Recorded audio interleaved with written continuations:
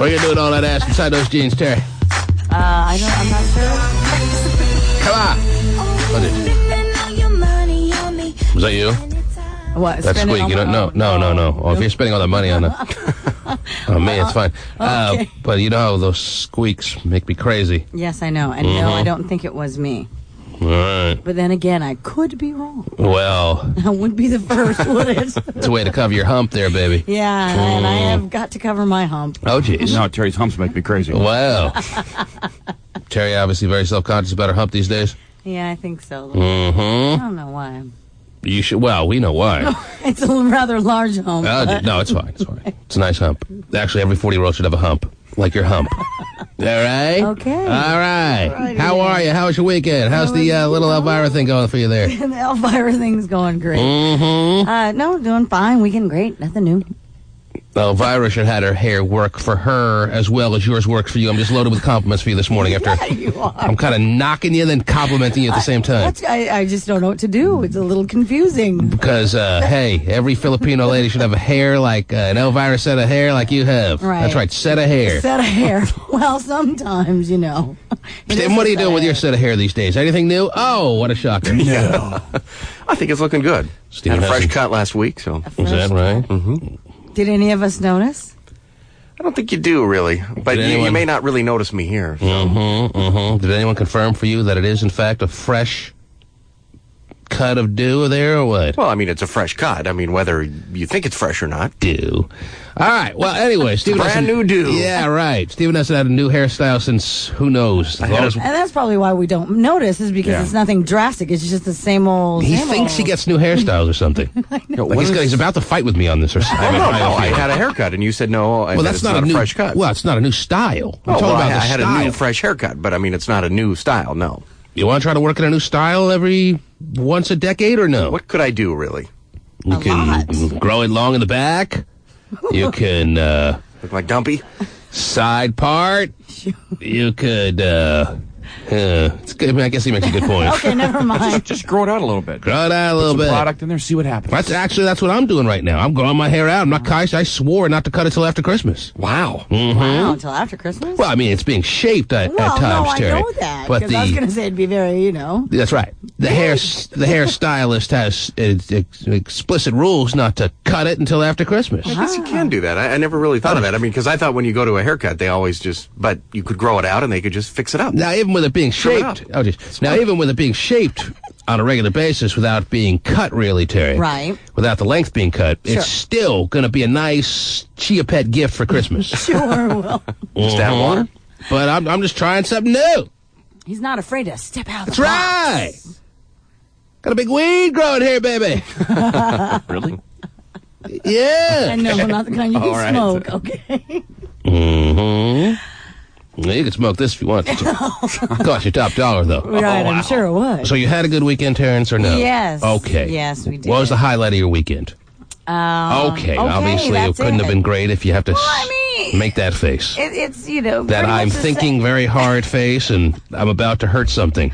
Well, I mean, it's not, we don't do a lot of different things. I mean, it's not like. All right, so it doesn't sound like a great weekend, though. Don't It's answer. nice just to kind of. Don't just humor me with your answers. Was it a great weekend? It was a typical weekend, T-Man. They're all pretty good. I wouldn't call it great. That's how I would answer my question. Okay. If I were you. Okay, you just answered it for me. If something different and exciting happens, that would be a great weekend. Right, you're right. Did anything kind of out of the ordinary / exciting happen? No, we had a typical weekend. A typical good weekend. Typical good Fine weekend. Nothing wrong with the weekend. Nothing wrong. Solid weekend. Very solid. Mm-hmm. Well, actually, no, we did get something new, though, Jay, for the too baby. late for this. You know what? Tell you for our show. The T-Man. Listen at 7, 2, 4, and 8 to win tickets to Cube 93's Haunted House from Azteca. You'll also have a chance to ride the world's most terrifying free fall on the Tower of Terror at Disneyland. From the station with more non-stop screams. Cube 93. Clay Animals dominated at the box office this weekend, grounding Jodie Foster's run at number 1. Clay Animals, Terry. They dominated. Just like in my bedroom. Oh, my goodness. I don't even know what that means. Yes, Clay Animals. Yep. Animals. Now, what movie they were referring to? Something about the rabbit or something? So, yeah. Any movie with a rabbit that's animated or a clay or whatever is a guaranteed winner. Oh, it's a can't miss. It all started with Who Framed the Little Rabbit. Yeah. And now, that was the name of it, right? Who Framed Roger Rabbit? That's the one. And now you got clay animals, and what's the name of this movie? Something in Gromit. I'm not quite Wallace, sure. is it Wallace? Wallace and Gromit. All right, nobody knows. Anyhow. Yeah, it's kind of an odd name, quite honestly. The Were-Rabbit or something? I don't know. I don't know. Wallace and Gromit, The Case of the Were-Rabbit. There it is. I think. Yes. Cleaned up. Not really. At the box office. Yeah. The numbers were down. But, from the previous year. But who cares? The Were-Rabbit was number one, and I guess everyone's happy at the Were-Rabbit camp. Yeah. They have a camp, Terry, for the animated, for the claymation situation. Yeah, they probably do. Clay animals dominated at the box office this weekend, grounding Jodie Foster's run at number one. The new movie, Wallace and Gromit, The Curse of the Were-Rabbit, debuted at number one. The clay animated family film earned a little more than $16 million. Jodie Foster's airplane thriller Flight Plan dropped to number two with another $11 million in the overhead bin. And the new Cameron Diaz movie, which Carrie is dying to see, In Her Shoes, opened at number three with a $10 million take. I didn't see any of those. No? No. Did you see anything? Of course. Oh, okay. Huh? You did? Sure. And it was? I had to go out and see Matthew McConaughey, Terry. Oh, You know what he yeah. does for me. Okay. I saw two for the money. How was that? Yes.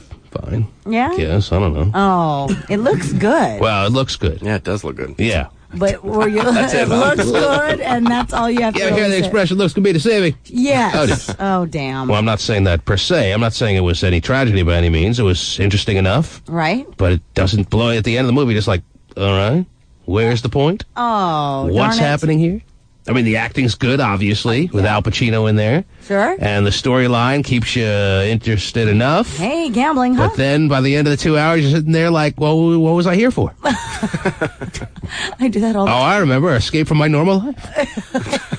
But yet I've stepped into it with this movie. But I'm waiting for something big to happen, and I'm not feeling it. No big payoff. No huge payoff. But enough to keep you interested that you're not, like, dying for it to end by any means. There's my review, Good. Terry. All right. Mm-hmm. Well, that's Put that in quotes in the newspaper. Sure. I wasn't dying for it to end. That's good. Rave G-Man, reviews. yeah. Yes. G-Man. Good holiday fun. So it's worth my $4.50 on tomorrow's free popcorn matinee. Oh, jeez. Well, the free popcorn, the fact that you get like $40 worth is worth the $4.50 alone. Yeah, Yes, that's true. Could see anything. Don't even go. Just pick up the popcorn on the way home. Do you get the feeling that the people at the counter are, the look that they're making is translated as, you're back again for free popcorn? You ever get that feeling? Luckily, there's enough turnaround at this one theater, so it's not the same people all the time. So. If anyone should get the you're back again little vibe, I think it should be Steven at the free popcorn at the movies and this guy. Hey, you know what? I always get free popcorn, but you know what? It always comes with sputter on top. Okay, with sputter, yes. I had a question for him. Sputter, Terry, is Sputter.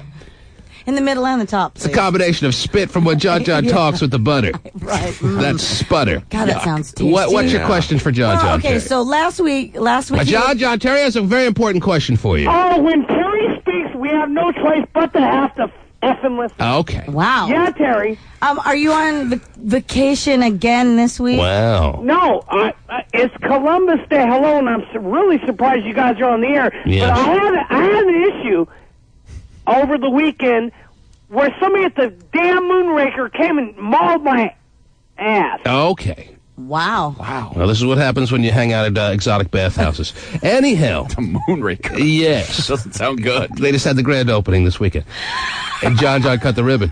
You want to get your moon raked? Yes. Well, he did. John makes a good point. It is Columbus Day, and we have taken off Columbus Days in the past, Terry. No. See you later. But because I had that mono thing that I missed a lot of days over the past couple of months, and because we realized Columbus he wasn't that great, we just figured we'd come in today. Oh, he came to town and he done some damn stuff. Right, he came to town and did some damn stuff. There's a tribute to Christopher Columbus. Can you get anything bigger than that tribute by John? Wow. He raped and pillaged hundreds of millions of, Native American people. Geez. So Whoa. should honor him. I think that's the quote on his tombstone, by the way. He came to town and did some damn stuff. Hey, Terry, bring over you a Filipino ass and... Okay. That's also on Christopher Columbus's tombstone.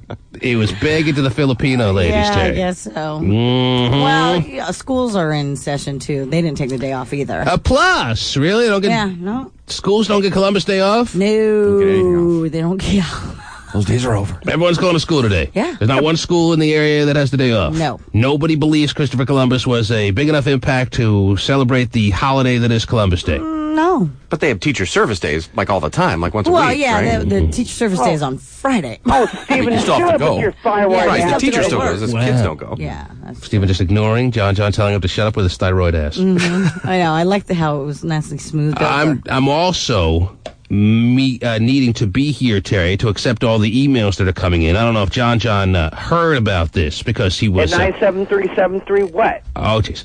I don't even know what that is.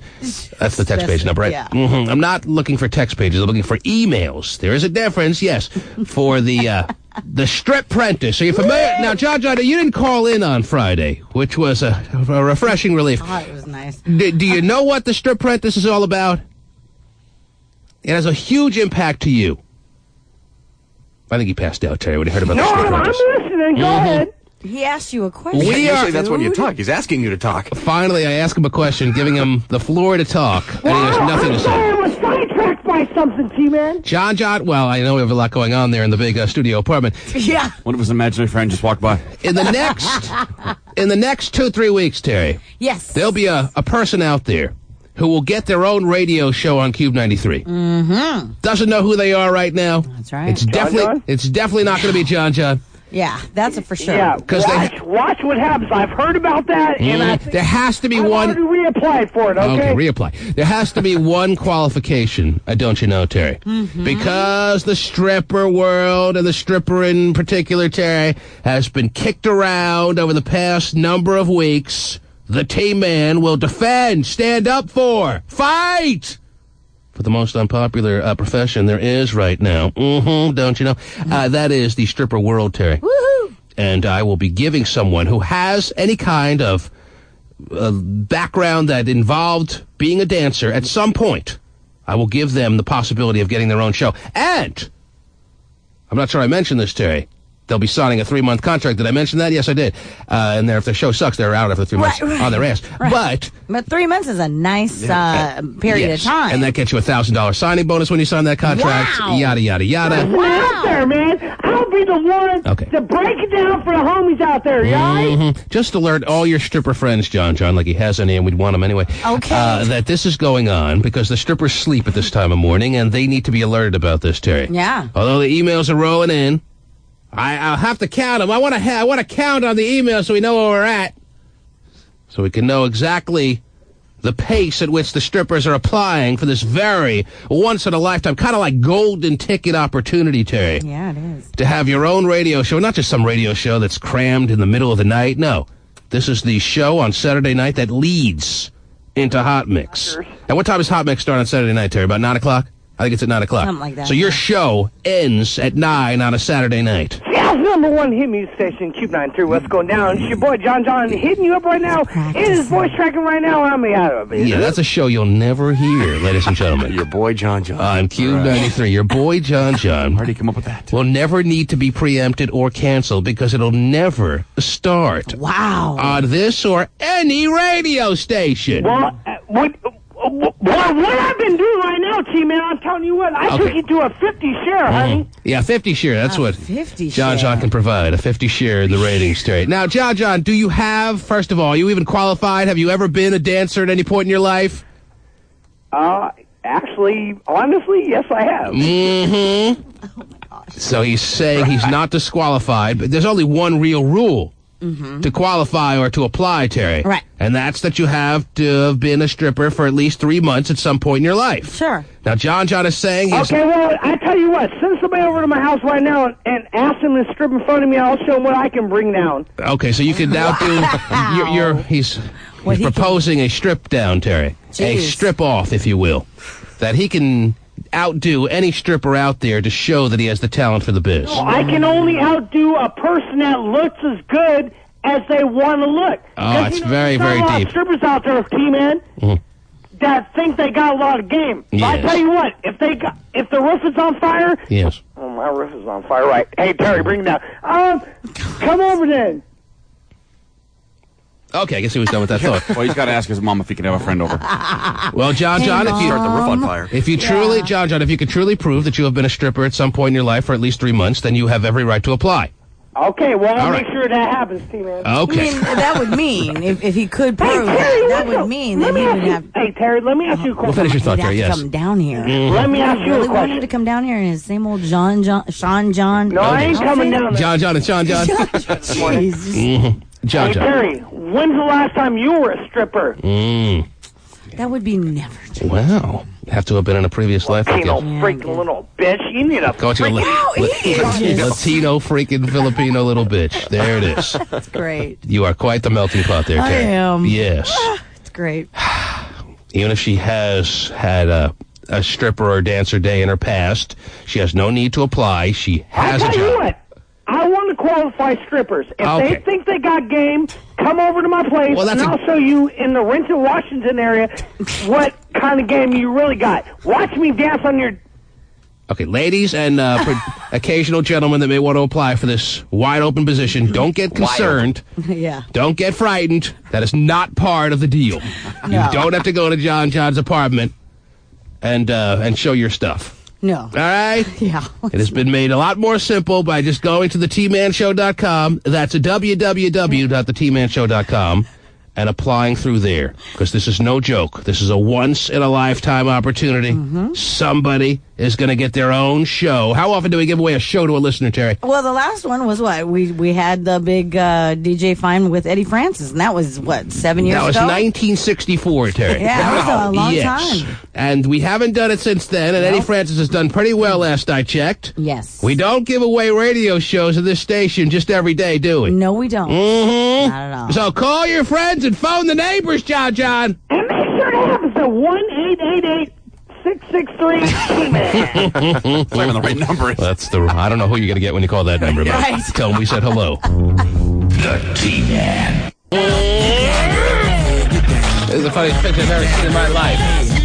I've ever seen in my life, Terry. Okay. It's the funniest picture I've ever seen in my life, and I've seen them all. Better than picture 49. I was just about to say, I've seen picture number 49, Terry. Yeah? And this is the funniest picture I've ever seen in my life. Seeing Pasty Dave posing with the Blue Man Group is just hysterical. I forgot until he handed me this picture that he was in Vegas this weekend, Terry. Yeah, Pasty yeah. Dave had the free trip to Vegas. He did. This weekend. He was put up at the luxurious Venetian Hotel, right, basically center strip, or close enough, in Las Vegas, Nevada. Yeah. Him and a guest. Woohoo. In a non-smoking room, which they just completely destroyed with smoke. That's right. Hey, can we action the plants here? And he got to see the Blue Man Group and interview them backstage. And there's a picture of him posing with the Blue Man Group that is it's just crazy, Terry. Really? Yes, I don't even really know who the Blue Man Group is. I've never seen them. Right. I know that they moved to the Venetian, so they must be kind of big time if they were able to survive being in the Luxor for all those years. And then when their contract expired, they went to the Venetian because the Venetian wanted them so bad. Right. And because of that, the Venetian offered us that free trip for a staff member to go on and a listener. And the listener was I don't even remember how we gave it away. How do we give it away? Good question. Your best sin. Oh, that's right. Oh, yeah, that's right. And who won that deal? Some woman. Yes. And what'd she do? She sinned. This was just a couple of weeks ago. No, I remember. She, her husband she's been with this guy since she was in high school, and he cheated all over her. Right. Yeah, she crashed her car into the 19-year-old girl who's sleeping with her. We rewarded a woman for being a psycho after all this time, huh? We did. Okay. We did. Well, when does she go on her trip? Next weekend or something like that? Pasty went this weekend. Pasty went with a female friend. Oh, so platonic. Oh, yeah. And they enjoyed Las Vegas like two people have never have before, I'm sure, Terry. That's Is great. it okay if I watch you shower? Oh, just Wow. still a virgin, no sex in Vegas, or Still a virgin, is there still a something to virgin. report on here? No, nothing new. Nothing new. Did he get a kiss on the cheek or what? Oh, no. Oh, jeez. Not like that, he says. Was there any big highlight to being in Vegas besides this wonderful picture with the Blue Man Group that will be displayed on billboards all over the city? Come on. Blue Man Group was unbelievable. That was by far the highlight. All right, easy. Just because you got a picture with them, don't feel like you have some allegiance to them now. You have to pump them up if you don't want to. No, I'm not. I don't. All right, whatever. Anyhow, it was an enjoyable show. Was that the highlight? The show? Well, the show was great. We did that on Saturday. We went to don't get too wordy here. Was there any other highlight or no?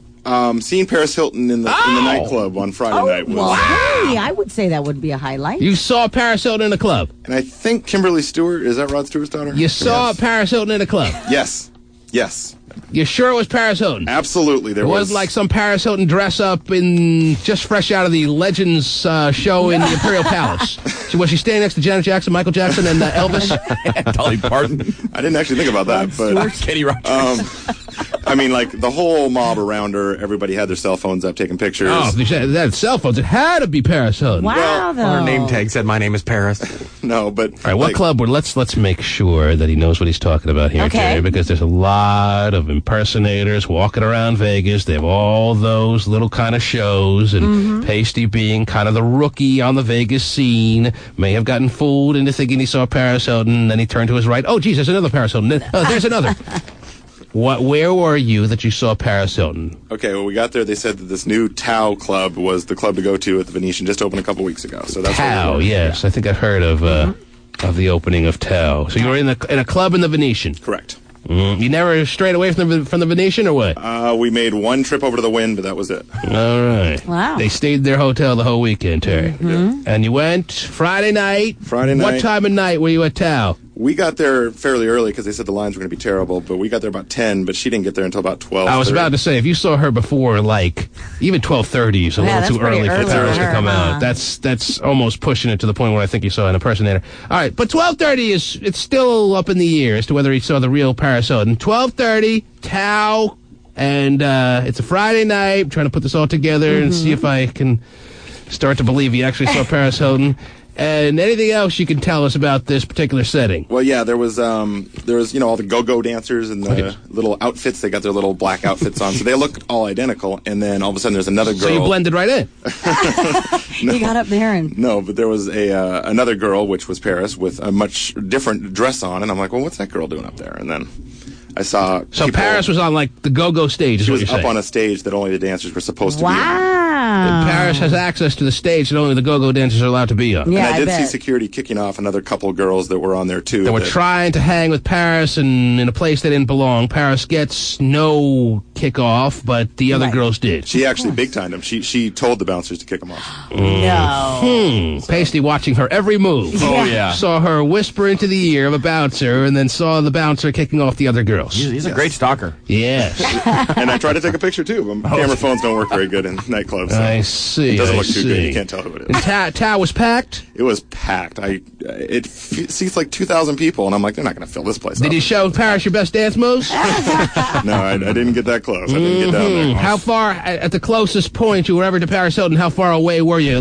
Closer than me and you right now? No. We were probably about 30 feet away. 30 feet apart? Yeah. But you weren't separated by a sheet of glass? No. In the same room. If you were, you could have played sex over glass with Paris Hilton. Wow. How That about would have been the highlight of his weekend. How about seeing Paris Hilton 30 feet away, Terry, Wow, that is live? pretty exciting then to watch her go-go dance and such. Live and in color at a club. That'd be kind of cool. Yeah, that would be. Should have played sex over your glasses. Oh, jeez. You weren't wearing your glasses at the club, were you?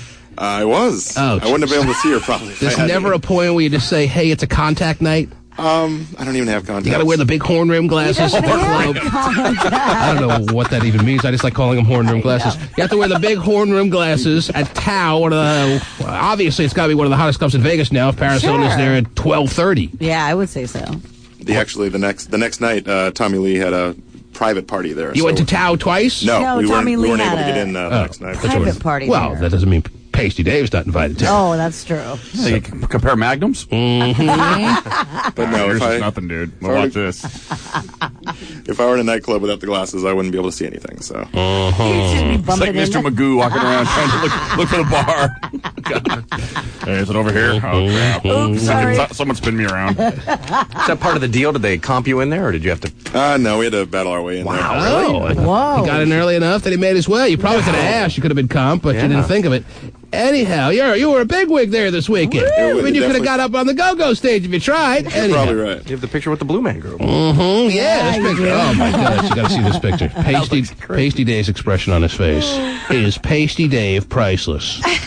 He looks like Barney Rubble, kind of. Oh, jeez. Wow. He does the way he's holding his head and his chin. Yes, he doesn't look real, Terry. He looks less real than the Blue Man Group in this picture. Yeah, they're scared of him. Let's just put it that way. Oh, my goodness. I got to find out more details of this little weekend of yours, but let me take a couple of calls that have been waiting a little bit. Okay. Jamie? Good morning. How are you? Okay. What can we do for you? Well, you have the wrong name, but that's all right. Was it Jaime? Sherry. Oh, okay. It used to be Honey. Pasty Dave was in the club all weekend, and his ears are still ringing, I'm sure. So he's still confused and delirious like Eddie Murphy? I don't understand the line, but I'm sure it was very funny to those that got it. Okay, Well, anyway, what's on your mind, Jaime? I would love to apply for your stripper whatever thing so I can yes. get that scholarship. Do you complete my qualify? degree. If you want to call it a scholarship, it can be seen as a scholarship, Terry. $1,000 signing bonus as soon as you get the job. Nice. If you win at the Strip Prentice and your own show, I mean, that's a scholarship. It's for one semester, though, unless you're great, and then you can stay on for a lifetime, basically. Right. Okay.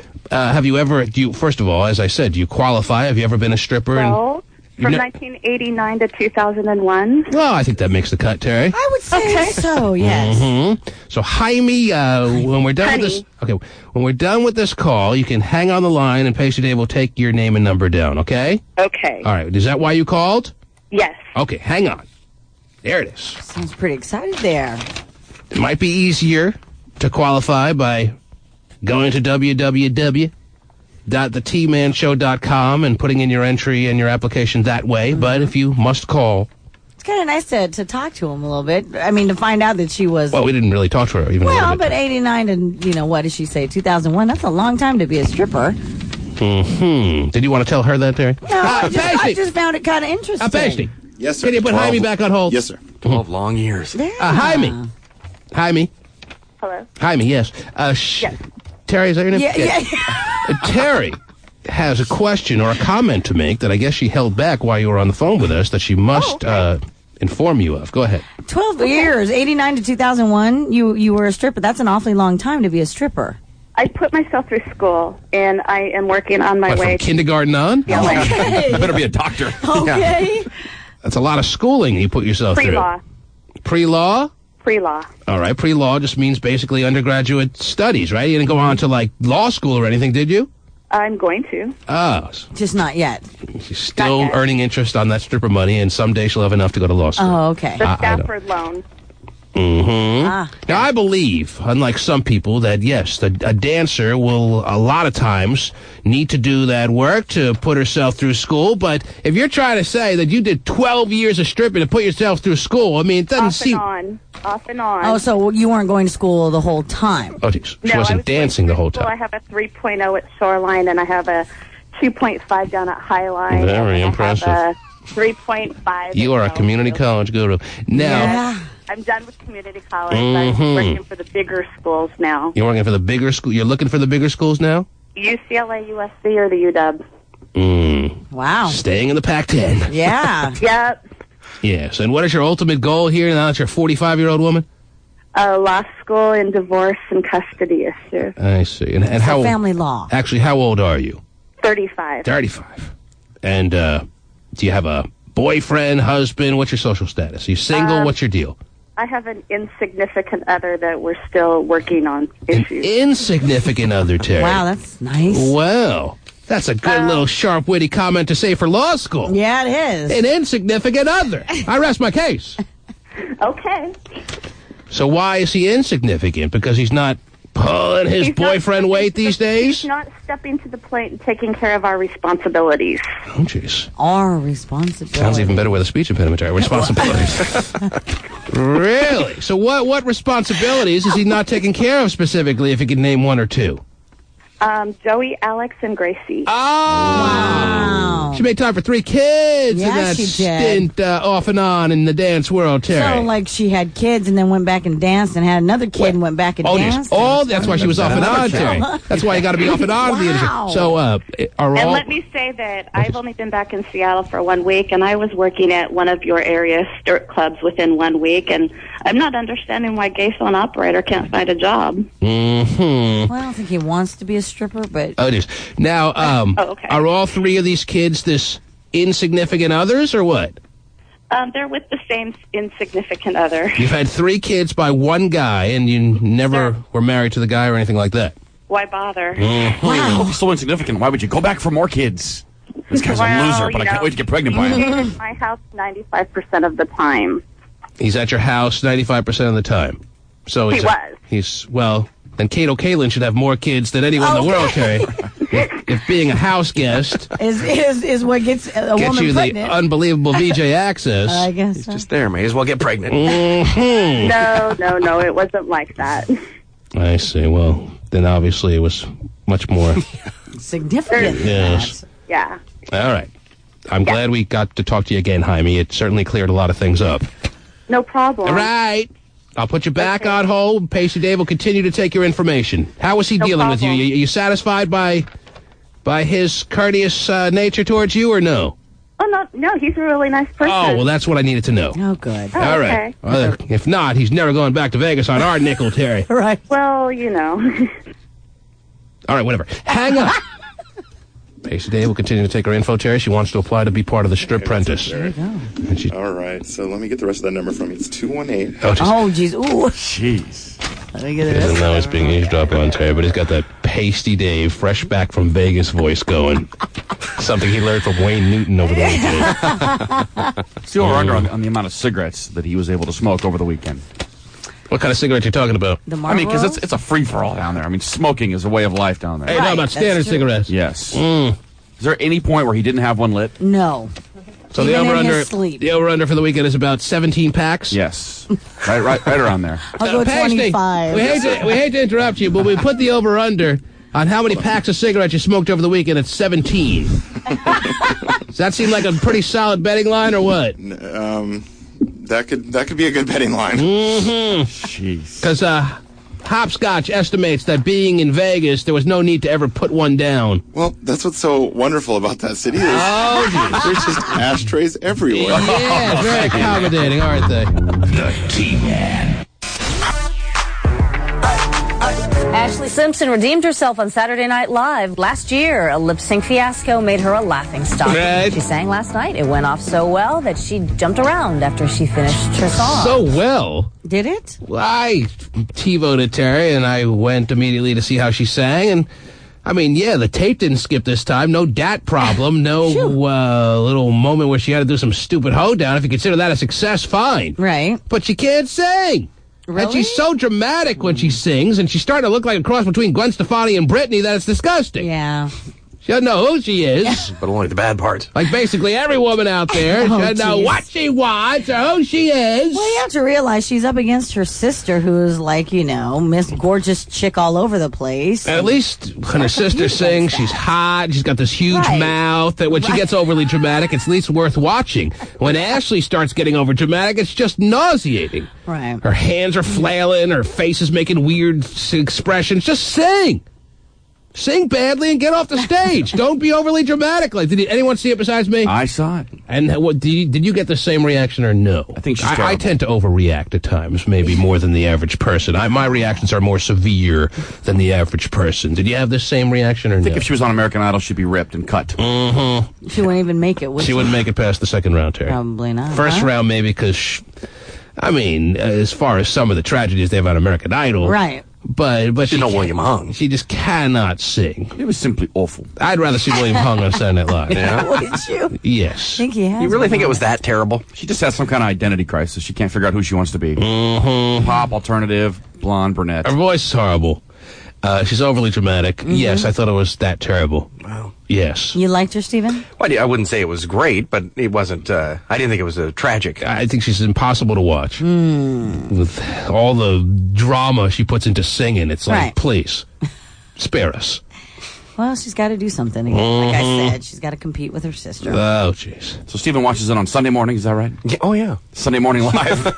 Oh, man. It was Sunday afternoon, actually. Okay. Oh, yeah. Sad. And you thought she was fine? Well, I didn't think it was the best performance I've ever seen in my life, but... Oh, yeah. And who would be the best performance you've ever seen in your life, since we're on the subject? That's a tough question. I'd have to really think about Well, that. if you're going to compare it to the best performance you've ever seen in your life, you better know who that is. I don't think I was comparing it to that. You said it wasn't the best performance I've ever seen in my life, so you were comparing it to the best performance you've ever seen in your life. So I what think was it's the best just performance a you've figure ever... of speech to say that, and Well, to say that it wasn't as awful. Don't just throw out figure of speeches. That's right, and not know what you're talking about. Okay, I guess I don't know what I'm talking about. What was the best performance you've ever seen in your life? We'll give you time. Saturday Night Live or just in general? In general. Wow, you're getting time. I don't know. That's an extremely tough question. I don't know how to answer that.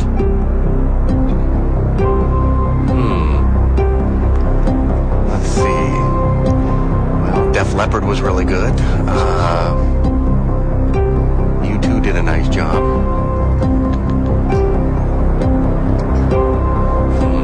Getting a lot of time, Terry. Toby Keith was awesome. Awesome. Yeah, I think you nailed it. Says a lot. He remembers at the concert, he reflected back, "Oh, you're awesome! Toby, I'm over here! Well, I had to take my teeth out. Don't make me throw a second pair of panties!" Oh, man. Was Toby Keith awesome? He was awesome. So would he go down as the best performance you've ever seen in your life? It's hard to say. I mean, there's been a lot of performances I've seen. I can't narrow it down, but it's probably top 10. Okay. Sure. You love those tie wranglers, don't you? Can you refrain from using that expression then, that overused, tried little cliche, please? In the future? If you don't know what the best performance you've ever seen in your life is? Okay, I don't understand why it angers you so much. It doesn't but matter. It seems like it does, though. I just wanted to know. I was curious. You said it wasn't the best performance you've ever seen in your life. I was then curious to find out what the best performance was. Is that too much to ask? Okay, let's move on. Terry, Yes. what else is going on in the world, please? Well, according to Esquire magazine, Jessica Biel is the sexiest woman alive. Awesome. Yes. She was in Texas Chainsaw Massacre, wasn't she? Yes. The original. Yeah, right. Oh, the remake. No, the remake. She's 23. Yeah, She's Seventh also Heaven? Seventh Heaven, the Yeah. oldest. And I think that she got into a lot of trouble. Sexiest woman alive, Yeah. you're telling me? According to Esquire, though. Esquire. Yeah, so Mm-hmm. they also have on here, who was it? Gong Li, who's a 39-year-old actress. Sharon Stone and Renee Russo are also on that list. So a lot of seniors, if you will, Terry. Yeah, but, Yes. you know, I mean, she's 23. So. Pasty, Yes. what time did you leave the club Friday night when you're hanging out with Paris? We was I hanging took out off with about. I mean, that's how the story will evolve, Terry. Oh, absolutely. Over the next 6 months to a year. Why not? You know, when I was in Vegas hanging out with Paris Hilton. Right. At Tao. Right. Absolutely. So how long would you say? Now, you're sure this wasn't an imposter. That was my first reaction. Maybe it was Legends of the... What do they call that show at the Imperial Palace? Legends. Just Legends? Yeah, I'm pretty sure that's it. All right. It's just Legends. It wasn't somebody dressed up as Paris. Because I'll tell you what, those imposters can look pretty damn like the real thing. Well, the only other bit of info I can give you is after the club, I had to get another copy of a room key because I didn't have my room key. So I'm standing in the lobby there. All right, story's already too long. So anyway... Okay. You want to hear the rest of the story? Yes, Yeah, of Go course. ahead, Well, yes. you want to confirm that it was Paris, right? Yeah, but the story's starting to wear me out already. He lost his room key. Okay, go ahead. So She was escorted out by a bunch of people. So she had an entourage. She had an entourage that made sure she got out of the Venetian untouched by human hands. Correct. Or any magnum that was floating in the way. Oh, man. And you needed a room key. Why? You're sitting there in your bathrobe and locked out of your room. Why? I still don't know what happened to my key that night. I knew I had one with me, so I don't know what happened to it. Gave it to somebody? Yeah. I gave it to some girl, and never saw it again. No, that didn't happen. Okay. But Gave it to Paris Latsis. Did you and your companion, if you will, did you have some kind of agreement as to whether if one of the two hooked up, there would be like a napkin on the doorknob at the old Venetian suite that you guys had free of charge? No, there wasn't any agreement like that. You both knew you weren't going to hook up. Well, no, the agreement was when hell freezes over, Pacey's got a girl in the room. So you see that happening. Yes. If you see the weather report and they talk about hell freezing over, then she knows not to barge into the room. We basically, I kind of let her go and, do her thing. I didn't want her, feeling like she had to hang out with me next to my side all night if she didn't want to. Well, you gave her a free trip to Vegas. Absolutely. The least she should do is be on your hip at the club to make you look kind of good. And she was. Does she look good or no? She looked good. She looked good. All right. She just took off. See you later. Oh no, she didn't actually. But both nights that we went out, we did get separated. But at the airport. Thanks for the free flights. Gotta go. See you back at the airport Sunday. Yeah. What time are we leaving again? Was that pretty much the way it went down? Because that would be sad. Not at all. All right. Not at all. All right. So anyway, you're in the club till what time at Tao Saturday night? We were there until about 1:45, I'd say. That's it? Yeah, we weren't there that late. It was Friday night. I had worked that morning. And you got that Seattle club mode in you. Absolutely. When you go to Vegas, the clubs don't get going at 1:45. No. My friend had had called a couple of Vegas people that were locals, and they were shocked at how early we were getting going. too long again. Anyhow. Oh, gee. I did want to hear. Mm-hmm. This is the first time in my life I wanted to hear every detail about a Pasty Dave night out. Right. Wow. Because he went to that Vegas situation over the weekend, Terry, and lo and behold, he winds up in the same club in the Venetian as Paris Hilton. Mm-hmm. Did you buy a fancy new outfit for the night? Mm-hmm. Nah, I went with a rerun. Wow. New to Vegas though. The Puma sweatsuit. New to Vegas. New to Vegas. Was new to those that he bumped into in Vegas. I could have said every city for the next 52 days or whatever. They had naked girls in hot tubs. It was so cool. I mean, in the club? Throughout the club, they had these bathtubs filled with water with naked girls in them with and they're completely rose petals covering the water. So wow, crazy. Mm-hmm. And you could see their entire nakedness, or the rose petals covered up everything. They kind of had these rose petal pasties on, so pasties. They kind of pasties. Yes, pasty was all over them. Yeah, I see you have a pasty. My name's Pasty. Hey, we got something in common. Mm-hmm. Since you can have a pasty on you, right? You might as well have the real thing, baby. Wow. So now, were the women on the go-go stages and in these hot tubs or bathtubs, whatever you wanted to call them, were they as hot or hotter than Paris Hilton or what? They were not ugly. They were not ugly. Yes, they were very attractive girls. One of them couldn't dance very good. Oh, one of them couldn't? No, she was terrible. But the rest, they all looked good. Was there ever a moment you considered getting out on the dance floor at the club on Friday night? No. I made a lap of the dance club, dance floor, but I didn't actually. That's as close as he got, Terrence. As close as he got to dancing. Staring at women uncomfortably. Mm-hmm. Boy, she looks good. Drooling. Did you drink to the point where you kind of lost your bearings, or no? I definitely drank enough on Friday and Saturday. Was there a particular drink you were pounding, or you were just varietying it up, or what? I was mixing it up. You were mixing it up. Oh boy. How many drinks would you? Oh, jeez. Well, you do the liquor store trip before you go out, so we did that and had. You did a Vegas liquor store trip? Oh yeah, you got the water bottle with the vodka. So. Well, there's liquor to be bought in the hotel. You don't have to go to a liquor store, right? They'll gouge you. So you went to a liquor store? Yeah, there was one right next door. Come on. There was what? There was one right next door, right next to Imperial Venetian? Palace. Yeah. Mm-hmm. Right. Never thought of that one. I get gouged. Well, just get gouged. Have them send up a bottle of vodka. You're good. $120. Mm-hmm. 2 drinks. $120. That's a steal. Have a great. That's the little bottles you get on the plane. So why do you go to the club and not dance? I mean, don't you go to meet people? Well, a lot of guys go to the club and not dance. Yeah, to watch and having a good time. A lot of guys shouldn't be dancing that are dancing. And well, maybe, yeah. At least he knows that, though. Did you talk to anyone? Was there anyone that you had a conversation with? I talked to a couple. I don't think he really remembers. They just happen to be guys that I talked to. Oh, met a couple of guys. Guys, that's all. Got a couple of numbers. Oh, man. Meet you in the sport book later. Sounds like a rousing, successful evening for the Pasty Day virgin status, Terry. Yeah. When you say just happened, that means it's like happened by accident. Mm-hmm. Just, whoops, I meant to talk to a girl, but...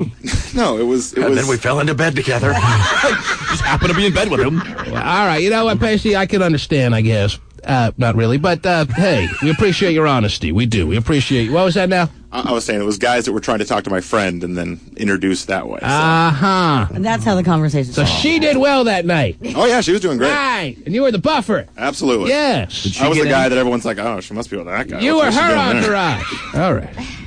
There it is. So would you have been like jealous if you come home and there's some guy in the bed with her? Oh, not at all. More power to her. Go ahead. Hey, it's cool if I watch. That way I don't have to order porn later. Right. Can I use your ass as an ashtray? Anyhow, well, that is Oh, my God. definitely Vegas fun Oh, yeah. personified, Terry. I would say so. It was a pasty day Vegas weekend. Holiday road. It's terrific. I'm glad you had a good time. And this picture of you in the Blue Man Group is absolutely priceless. Is it going on the front Great. page of Babe, the Pope, have you seen that picture? Priceless? Which one was it? Yes, I've had. Okay. It looked like the guy standing next to him was grabbing his ass. Wow. He was staring right at him. It was funny. Okay. Maybe that's why he looks that way. Everyone has their own interpretation. Of Pacey's picture. Winnie the Pooh's is rather interesting. Yeah. It was the first thing I seen in the studio. You had a good weekend? You're excited about a nice big Columbus Day here or what? Oh, I didn't even know. Is the office closed? Do I have to Okay. go? Oh, he's like, do I have to go at 9? Columbus Day is really not celebrated anymore. Nobody cares. Yeah. Yeah. Columbus gets no respect. 0. Mm-hmm. It was a hack. It's just some hack who happened to bump into something that turned out to be a big deal. Yeah, it's pretty big to bump into. I mean, somebody would have done it sooner or later. You're right. So why celebrate his birthday? Right. It's like, ooh, I discovered the Grand Canyon. What else? Oops, fell in. What else is going on, Terry? What else is happening, please? Well, it looks like Kirstie Alley has lost so much weight that Showtime may not give her another season of her show with a fat actress. Mm-hmm. However, the National Enquirer is reporting that Fruit of the Loom has offered her $1 million to be the spokeswoman for their new oversized women line called Fit No, that's a for Me. misprint, Terry. It's Fruit Loops that offered her her own line as a spokesperson. She is looking good. I don't know if you've Oh, seen I'm her very lately. excited. Yeah. Very, very exciting news. It is, at least for her. Yes. Can't wait to see her at a club. Yeah. What else? What else? Also, looks Big success for Kirstie Alley. Someone would tell me I'm too skinny to work. Oh, we can't hire you. Sorry. Lost too much weight. Never going to hear it. This is something pretty interesting about Oprah Winfrey. Apparently, she helped catch 2 sex offenders recently. She, last week on her show, she... Steven saw it. Did you, Steven? I don't know. Well, she He had the apron on. He saw it. Okay. She showed the faces of these 2 sex offenders, and within, 72 hours, they were, both caught. Both caught. One of them was on the FBI's most wanted fugitives list. She's the and new she- John Walsh. I guess so. She Yes. offered $100,000, Mm-hmm. and this one lady who was the neighbor of the first guy, she freaked out and called it in, and there Yes. you go. And the second gentleman was a 50-year-old guy by the name of Niles Scott. She's the savior of the world, Terry. Yeah, She's Oprah Winfrey. he was caught in Belize. Let's forget about Columbus and just start making Oprah's birthday a national holiday. I guess It's so. Oprah Day, and everybody's off from work and school. How about that? We eat like Thanksgiving. Because Columbus Day is just words on a calendar now. Yes, it I mean, is. schools are open. Yes. No one's taking off work today. Well, the only thing that's closed are banks and So, yeah, city, banks are closed and the post office. That's due to come to an end in the next 5 years. So why not just take the words off the calendar, put Oprah's birthday as your national holiday, and everyone will have another day off. All right. Because no one's getting anything out of Columbus Day anymore. If you're not going to get anything out of a holiday, what's the point? Right. Man, please. Oprah's catching sex offenders. She's saving New Orleans single-handedly. I mean, know. Is there any more she can do, Terry? She's it, man. If she just lost a couple of pounds, she could walk on water. The T-Man. In Virginia, a deck collapse destroyed the joy of a wedding celebration. About 24 people, including the bride, were all on a third-floor deck, which collapsed. Nice. As many as 40 people were on it at the time. 28 people were taken to the hospital with broken bones and bruises. Yes. Investigators are trying to figure out why the deck didn't hold up. Well, I could save the investigators a little trouble. What's that? You invite Fat Aunt Rhea over to eat cake. And you put her on the deck with the whole rest of the family, Terry. The deck can only hold so many people. Wow. I mean, how much investigation needs to be done? You put too many people on a deck, it's going to end the fun, unless you're at a high school party, and then it's part of the fun. Yeah, right. Well, it depends on how many people die. Oh, wow. Well, you've heard of all those decks collapsing in high school parties, Terry. It happens all the time. But still, it's scary. If nobody dies, it's part of the fun. You can look back and go, God, that was a great time. Nobody died. Woo. You're nodding, Hotshot. You were at a party like that? I was, yes. Everyone has a story like that. Deck fell off the house. Fell up right off the house. Yep, side of it just fell down. Second story. See ya. Yes, do people look at you and blame? It was packed with these fat girls, man. Oh, That's awful. I blame it on them. Oh, okay. Because you weren't fat back then. Right? I was heavy, but it wasn't on my It was fault. spelled. And you were on the deck. I'm sure you had half the keg at that point, and what happened? Were you on the deck when it collapsed? I was on the deck. Oh, yeah. I was airborne for about a second and a half. Wow. Oh, yeah. And that feeling of being airborne is a interesting feeling, a fun feeling, a scary feeling, all the above. What? I'm going to go with not good. Oh, jeez. You thought for not good for 200. Yes. I landed on my back, and the barbecue, like, coals landed on me. I had big burn holes in my coat. Oh, jeez. Well, that just adds to the style. People are going, my legs! I can't move! I'm like, oh, jeez. You actually heard that? I got to get out of here. Sorry, dude. Gotta go. I'm underage. I'm 20. I'm leaving. You should have actually been pretty thankful you had your coat on, apparently. Hot coals. From the... And some guy was barbecuing, and the barbecue just exploded when it hit the ground, and coals went everywhere. Oh, my gosh. But that moment of the actual deck falling, can you remember it vividly? You kind of blocked it out? No, what? Vividly. You remember it vividly? I had this awful cracking noise and people screaming, and the next thing I know, I'm laying on my back in a pile of rubble and coals. Rubble and I said to myself, I'm either going to move or I'm paralyzed for life. Oh, jeez. And luckily I got up. I see. Because I had landed hard. My neck was sore, back was sore. That second and a half feels like a lot longer than that at the time, right? I didn't know what was going Like it's all happening in slow motion? It was scary. And then my leg screams were from girls or guys? Both. Really? Guy broke his foot, and people were like trapped underneath. And Was this a story that made the news? It was so big or no? It may have. I don't know. Some kid had a big party, and their deck was damaged in the windstorm in What city? Kirkland. In Kirkland. Yeah, like 94, 93. All right, the big wind storm of '94 in Kirkland, Terry. Do you remember it well? I don't. Well, it was like in Seattle, I think. Big windstorm. And The big windstorm that made it to Kirkland and took down the deck of a high school Friday night party. yeah, I was like 20, but it was like a bunch of high schoolers and college kids. How many people would you estimate were on that deck attached to the house, at least at the time? 35, maybe. 35. I just remember a bunch of fat girls on there. So mad. Bunch of fat hotshot goes to only the best parties. Yeah, it really wasn't that great of a party. Not sure why I went. Meanwhile, he was trying to hook up with these fat girls a moment before the deck collapsed. Yeah. Was there any serious injuries? Oh, yeah, people were freaking out, man. Anyone die? I don't think so. I don't think so. He didn't stay around long enough to find out. There were like some ATVs under the deck that kind of helped break the fall. Oh, good. Oh, yeah. Fall on one of those. Yeah. Right across the handlebars. Nice. Cops came, fire trucks, aid car, paramedics. It was mayhem. Blood? Was there a nice pool of blood? Or Oh, no? yeah, and people were like bleeding and burnt. And Oh. Bleeding and I'm on fire! That wasn't that bad, but And you were close. You ever wear that coat again or no? I don't know what happened to it. You don't know what happened to the coat. Well, it was probably so hot you took it off and just ran for the hills and never saw it again. And when you're 20, man, you know, clothes is tough to come by in college. You don't want to ruin a whole sweatshirt. Got it. Pretty sure I stole it anyway. Oh, my God. Well, this was a wedding, Terry. This was a wedding over the weekend. And the whole family went for a spill. Oh, man. Third floor, they said, right? A third floor deck? Third floor deck. It's more than a second and a half fall. Yeah, that is. You were second story, I Second imagine, story, yeah. yes. I think that kid's parents got sued too, by the way. That's an extra second and a half, Terry. Jeez. Can't Yeah, imagine. third story. That's not good. That's a big second not hurt. good. And that's a lot of raspberry filling going all over everyone's body at this wedding over the weekend, Yeah, it Terry. is. Just flying everywhere. Yeah.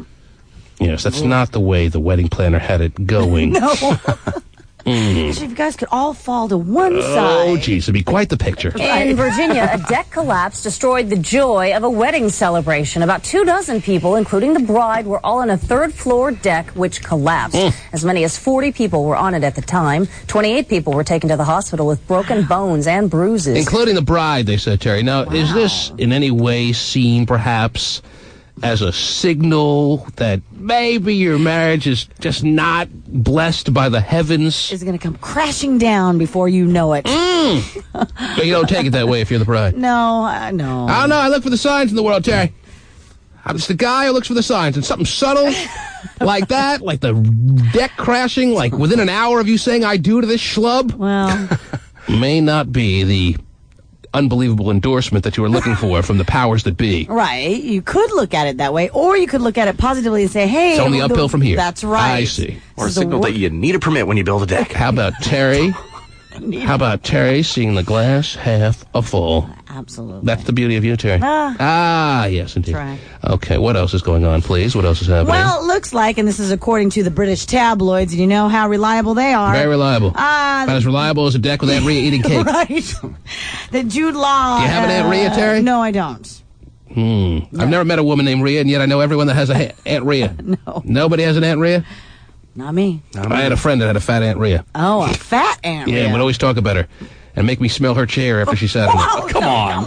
When I was like 9 years old, I had this friend named, Mark, and he would always say that his Aunt Rhea lived with them. Right. And he would always point out how the chair that she always sat in smelled rather stinky.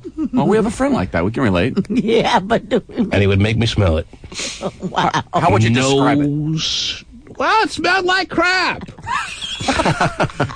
So Aunt Rhea had diarrhea? Aunt Rhea had some kind of rhea situation that she was unable to make a little bit more accommodating to the rest of us. That we're forced into smelling it. Mm-hmm. I've mistakenly put my nose down to my seat when our fat, portly, redhead friend got out of my car, just to see if it was true. And it was.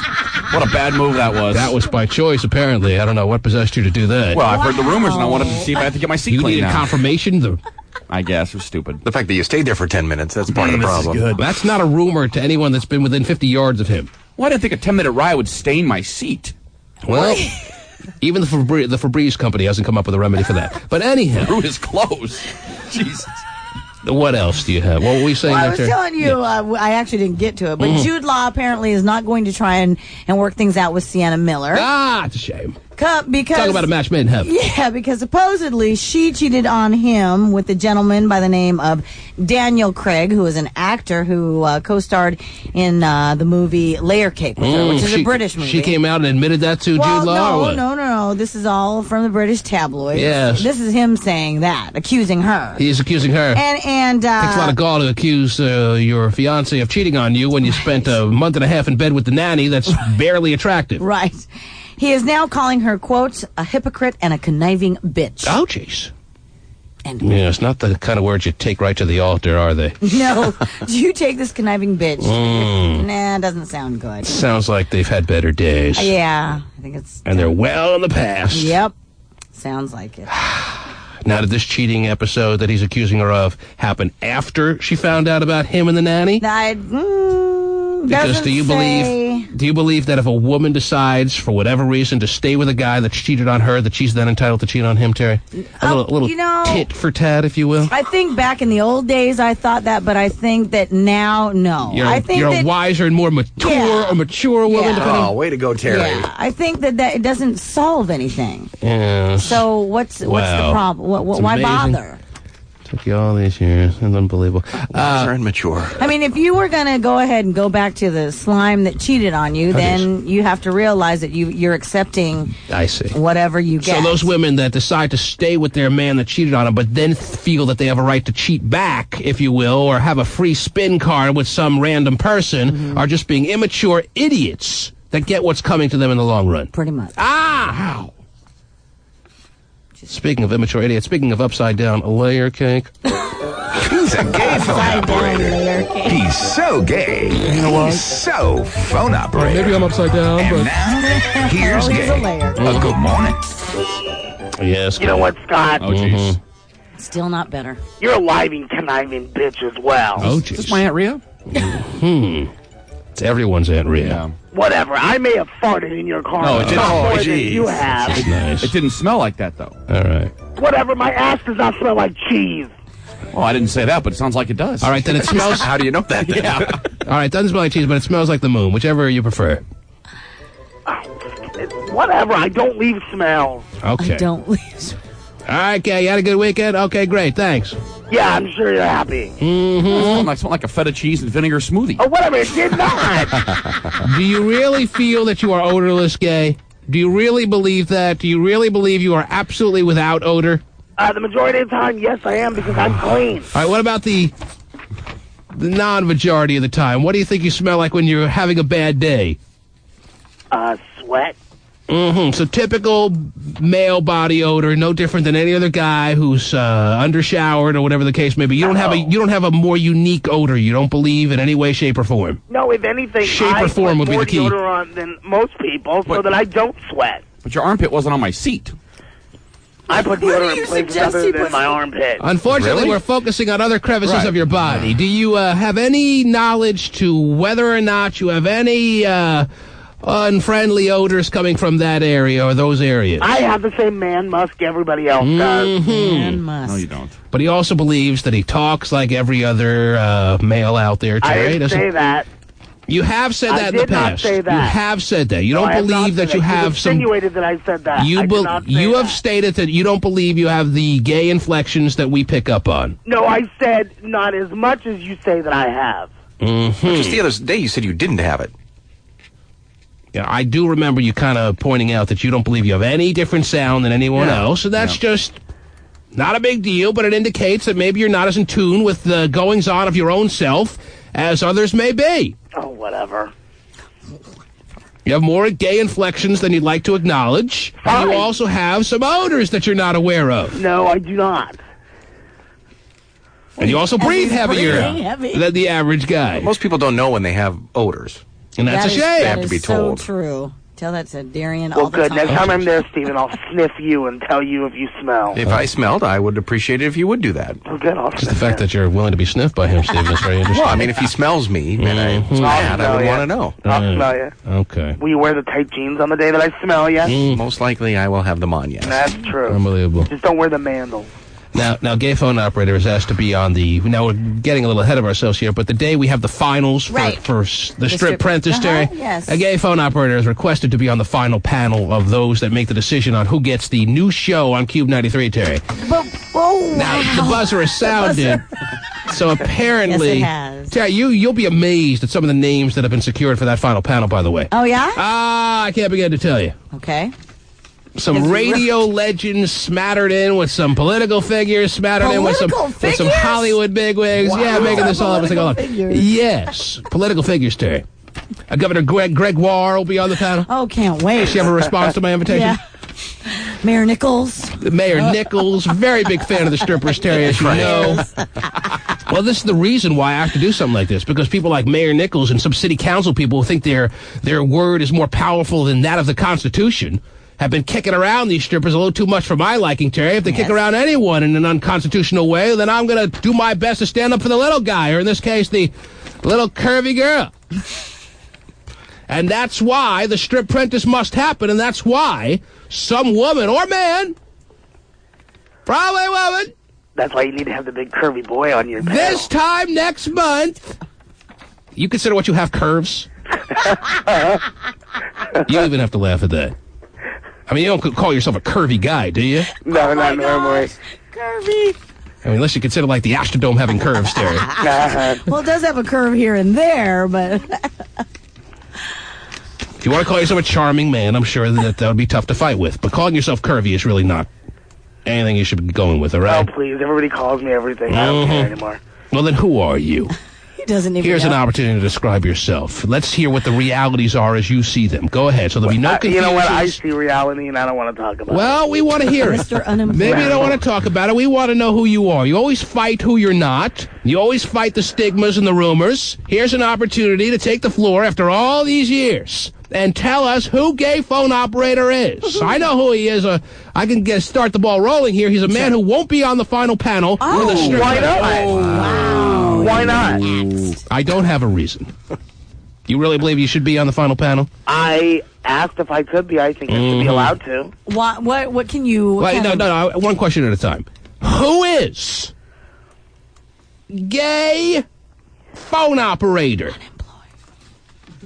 Bitch. I am a 5'2" 3/4". Oh, geez, this is the personal ad. Short. No, I'm not. You know what? God, you can be such a bitch sometimes. Wow. I'm sure he said that a couple of times. I'm not doing a goddamn personal ad. Easy You now. asked me who I was. Continue on. Everyone, please refrain from making comments until he says, I'm done with my statement. Okay, sorry. When we hear those words, gay, then we'll respond. Until then, you have the floor. Who is Gay phone operator. I'm a short, 5'2" and 3/4 inch, obese, gay man that can be over emotional at times, but genuinely is a nice guy whose birthday is this Saturday. And I do accept gifts. And I'm done with my statement. You're done with your statement? That's it? That's as much as you know about yourself. That's all you are. Another buzzer. Why a buzzer? What, did you find some... He's missed a lot. Well, he's missed a lot, but was there anything that he said that you take issue with, or no? I don't think he's usually nice. I am usually always nice. He said you he was... think you are, but... You can't be usually and always. When was the last time that you believe you were nice? I let a lady into the lane yesterday. Into the lane? Yeah, when you were driving the Fister machine and you slowed down so a lady can get into the lane ahead of you. And that's your analysis of what a nice guy would... Yeah, then the bitch didn't wave back at me, so it kind of made me mad. then he wrote her tail. She did? Oh, jeez. No, I didn't write anybody's tail. But common courtesy is not... He's a bottom there. No, there's a difference between common courtesy and actually allowing somebody in. Yeah, when you let somebody in, it's nice to get... do. It's nice to get the hand. Yeah, you know, I do that. The appreciation hand. Yeah, I made the effort to let her in. She could have acknowledged it. If someone doesn't give me the appreciation hand, I'm kind of getting upset too. Because you merged and allowed somebody to do the legal thing? No, I didn't merge. You need a hand I for let that? her in out of a side road. Whatever. So you are the nicest guy in the world. That is a true moment of kindness by gay phone operator Terry. It's not even a phone operator. I'm kind all the time. Mm-hmm. What's another example then besides? Yeah, that's the only one you have. That's not good. No, I let people in all the time. I didn't mean that. These random acts of kindness are really starting to really get me welled up here, gay. Oh my God. Carl, you can get in now. Oh, wow, watch out. And that's the only example you can think of how you're a nice guy, letting people into lanes ahead of you. Oh, lanes. No, stuff like that. I mean, it's just, I do, every day there's stuff where I'm nice. I help people at work. When I'm don't work. I mean, it's just... Okay. Hey, what would you say you do for other people? If people ask me questions, I answer them. Wow. No, but I mean, it's More like, than I do, don't Terry. have to help people. Gay, there's a special place in heaven for you. How could they have laid you off with a nice guy like you? Answering questions. Oh my goodness, when asked. What kind of charitable work have you done? No charitable work. He is charity, Stephen. Just his regular everyday living. Mm-hmm. All right, there it is. Well, we'll consider your application for being a judge with power on the final panel of the Strip Prentice at some point, Gay, all right? I'm just coming down. Mm-hmm. It's just... Well, John tries that a lot, and it doesn't work for him. Yeah, right? well, he's a drunk. He can't figure out what the hell he's doing. Okay, so you have special ways to slip through the cracks and get into the station where I do. He's not able to? I do. I see. He knows how to fold his ball. Hey, you know what, Gay? Okay. Your ass needs to see through the stars and realize what you ain't got, bitch. Okay, only on Columbus Day, Terry. Only on Columbus Day. The T-Man.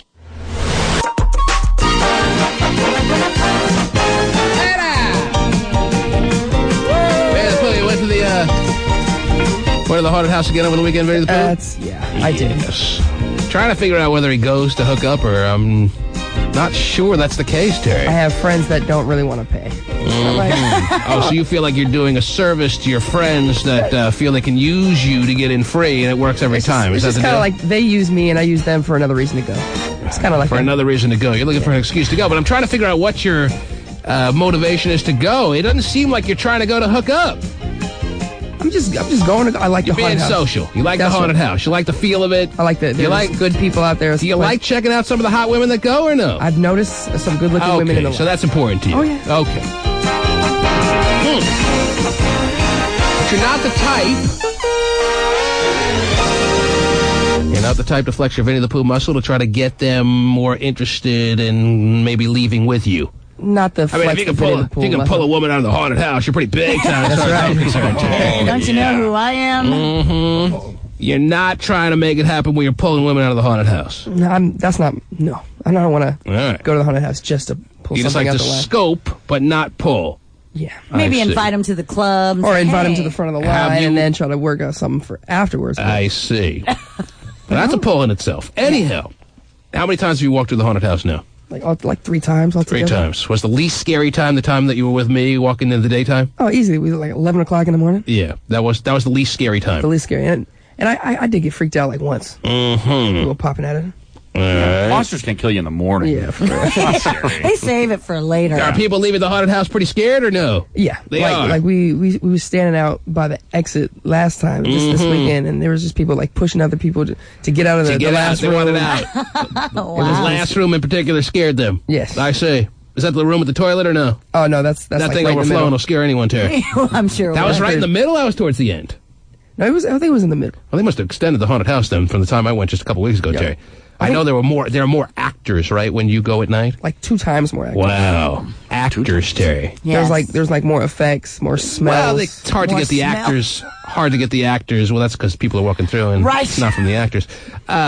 It's hard to get the actors up at 11 a.m. for the walkthrough that we had, Terry. I just wanted a personalized walkthrough so I could see how scary it was, and I was satisfied. And the fact that people are running out of there to try to get the hell out of the joint is a good sign. Yes. So you weren't scared by a monster holding a latte going boo? Nah. That doesn't really Especially when he's rubbing sleeps in out of his eye. It really doesn't do much for me.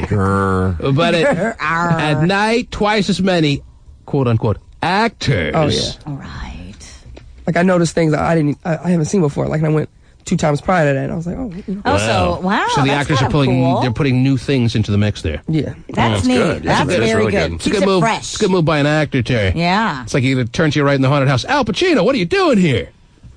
That's an actor. All right, never mind. Anyhow, so are the people online? Are they all? Because the stigma is it's all teeny boppers. Is that the case or not? Not at all. Very diverse. There's a lot of them out there, yes, but it's very mixed up. Very diverse, Terry. Very good. They're young. They're old. Yeah. They're hot. They're ugly. Oh, I'm sure. Mm-hmm. Tall, fat, skinny. Thank you. Of course. There it is. All comers. Mm-hmm. I'll be there Saturday. You gonna go? Oh, yeah. Team Hot Shots in the house. You Really? gonna take your 10 and 11-year-olds? I am, yes. You're gonna Now, freak Van the 'em Poop, out. is it a place for 10 and 11-year-olds Oh, yeah. to be scared? Oh, yeah. They can handle that? Mm-hmm. Like anything younger than that might be a little like questionable, but 10 or 11's perfect. All right. Don't be scared. So 10 and 11 is where you put the cutoff line. Yeah, I would.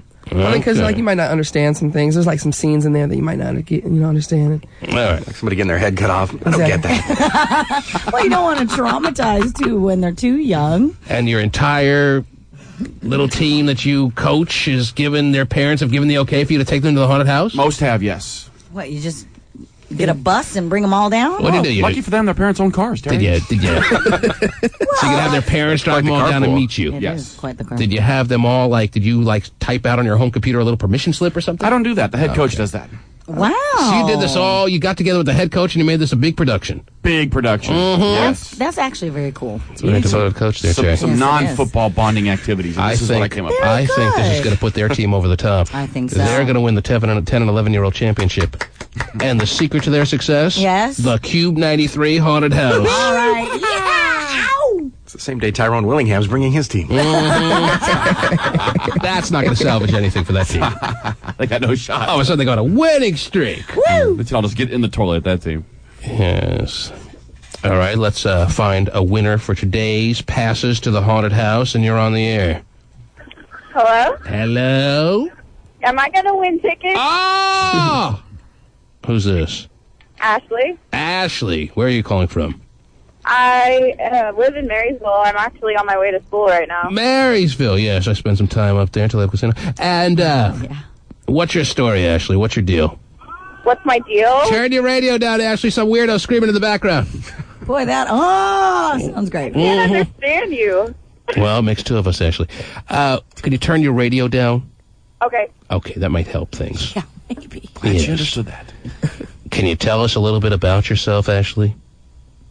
What do you want to know? Oh, the good stuff, Ashley, the good stuff. All the good stuff? Mm-hmm. I'm in high school. I'm 19. I live on the reservation. Sounds very Marysville-ish so far, Terry. All my classes are in portables. So far, it works out completely in line with what you'd expect from a Marysville 19-year-old. Yes, go ahead, Ashley. Continue on. I want to go to the haunted house. I've never been to it. Mm-hmm. Mm-hmm. So I was hoping that maybe you could hook me up with some tickets. Well, I probably can, but I'm still curious about you. Is there anything else besides being a 19-year-old high school sophomore that you can tell us?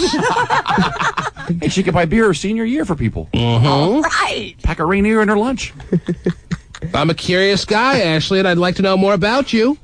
Well, I don't know what you want to know. Anything you want to tell us. I don't know. If you tell me something that you want to know, then I'll tell Lord. you. Oh, Ashley, come on. Ashley, you're in a very tough spot now. Yeah, you are. Really? I'm being very patient with you. Oh, yes. You're being patient with me. Just tell me something, please, about yourself. Something exciting. What should I tell him? Just checking with her carpool. They're like, I don't know. There's not a damn exciting thing about you. The 14-year-old in her carpool. Everything about you is a disaster. Right. Okay. Yes. I live on a farm. How about that? Wow. Tell me about this farm. Are there lambs on this farm, Ashley? I have 4 goats, a horse, 4 dogs. Okay, we'll be up at noon. What kind of I can keep farming do going. you do? What kind of things do you farm? What? Sorry, every line is ringing right now because they know Ashley's about to be cut off. I They can know. sense it, Terry. Well, I'm trying to, I kind of want to save her a little We're bit. trying here. to save We Ashley. She are. sounds like a nice 19-year-old sophomore. And and I'm working with her, Terry. I know you are. But I'm getting a little bit thin with the patience here. Yeah. But the goats and the horses offerings of and- the farm stuff is interesting. Sure. What are your responsibilities on this farm, Ashley? Cleaning out pens and nothing really. I don't really do anything. You clean out the goat crap. Yeah. Yes. And doesn't even need to wear gloves, Terry. He's that close with the animals. Now, who's responsible for playing the banjo on this farm? Is that your brother, your uncle, who?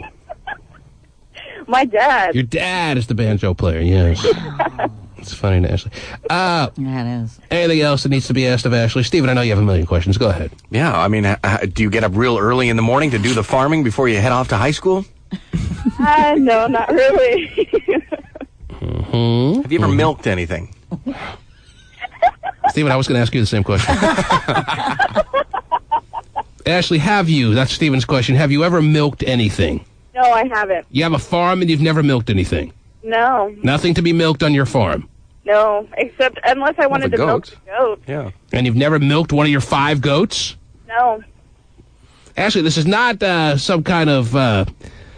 you're not under interrogation here. You can answer honestly. You can feel like you're amongst friends here. If you've done something with the goats that you think will be misconstrued, don't worry. We understand that goats need to be milked too. Have you ever milked the goat or not? No. Goats are overloaded with milk, Terry. They're going to explode. Man. I know if I don't beat the patty whacker every other day, I'm going crazy. I can only imagine what the goats feel with all that milk inside. Right, poor goat. I mean, do goats and cows have to be milked on a regular basis to stay, sane or what? I don't know about that. I'm not a farming expert, Terry. Right, and you would think she, being a farm girl... I think you don't have to. You don't have to. They're fine. It's not like me. But I think once you start milking them, you better keep it up. Really? Yeah. That's how it works. I think so. That's your claim to fame. Okay. I read something at the Puyallup Fair once. A little pamphlet. Well, she's the only person in the history of the fair to actually read something. Ashley! Scones 2 for a buck. I read that. Yeah. After you clean out the goat cages, do you spend time with a boyfriend or anything? Yes, actually, I'm with him right now. You have a boyfriend? Oh. Yes. Is it serious? Yeah, I would say so. But would he? How long have you been seeing this guy? It'll be a year in January. You ever milked him? No, actually. No. Taking you to prom or anything, or homecoming? That's 3 years away, Steven. We don't have one at our school. We don't have one. Not surprised. And how long did you say she's been going out Just with about a year. A A year in Almost a January. year. Yes. Really And if you ever make it to college, you going to stay together through that time or no? Definitely. Yes. This is a long-term thing with you and this guy. Yes. What's his name? Dan. Dan. And he's sitting right next to you? Yes. Is he driving? Yes, he is. And where you guys headed? To school? Yes. How old is he? He's 24. 19 also. Oh, man. He's 19. You're both headed off to high school. Yes. Okay. Yes. Sounds like a match made in heaven to me, Ashley. Do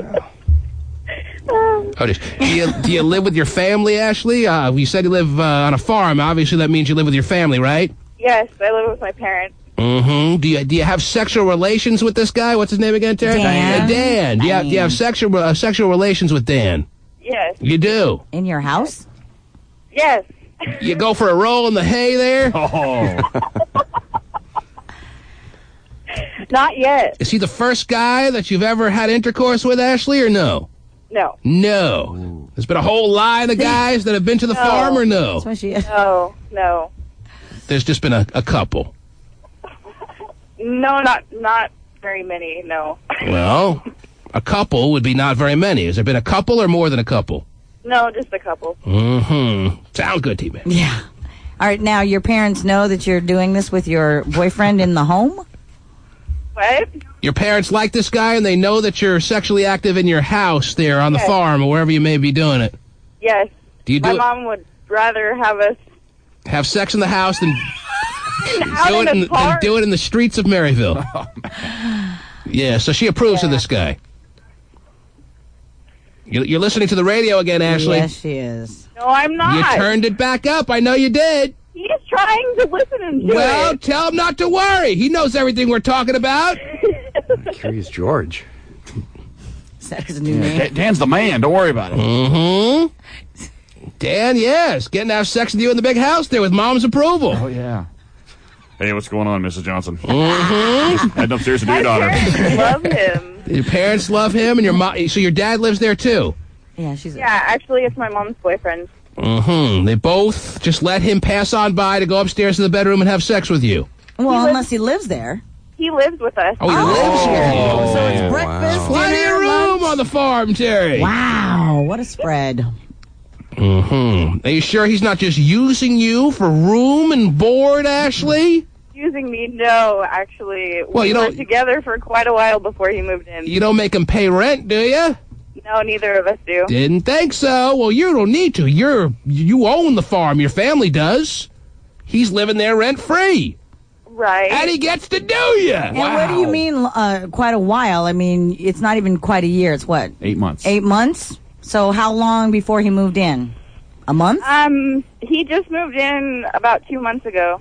Mm-hmm. And you're happy with that little situation, that he's now living in your house and has access, you have access to him, he has access to you whenever you guys feel like?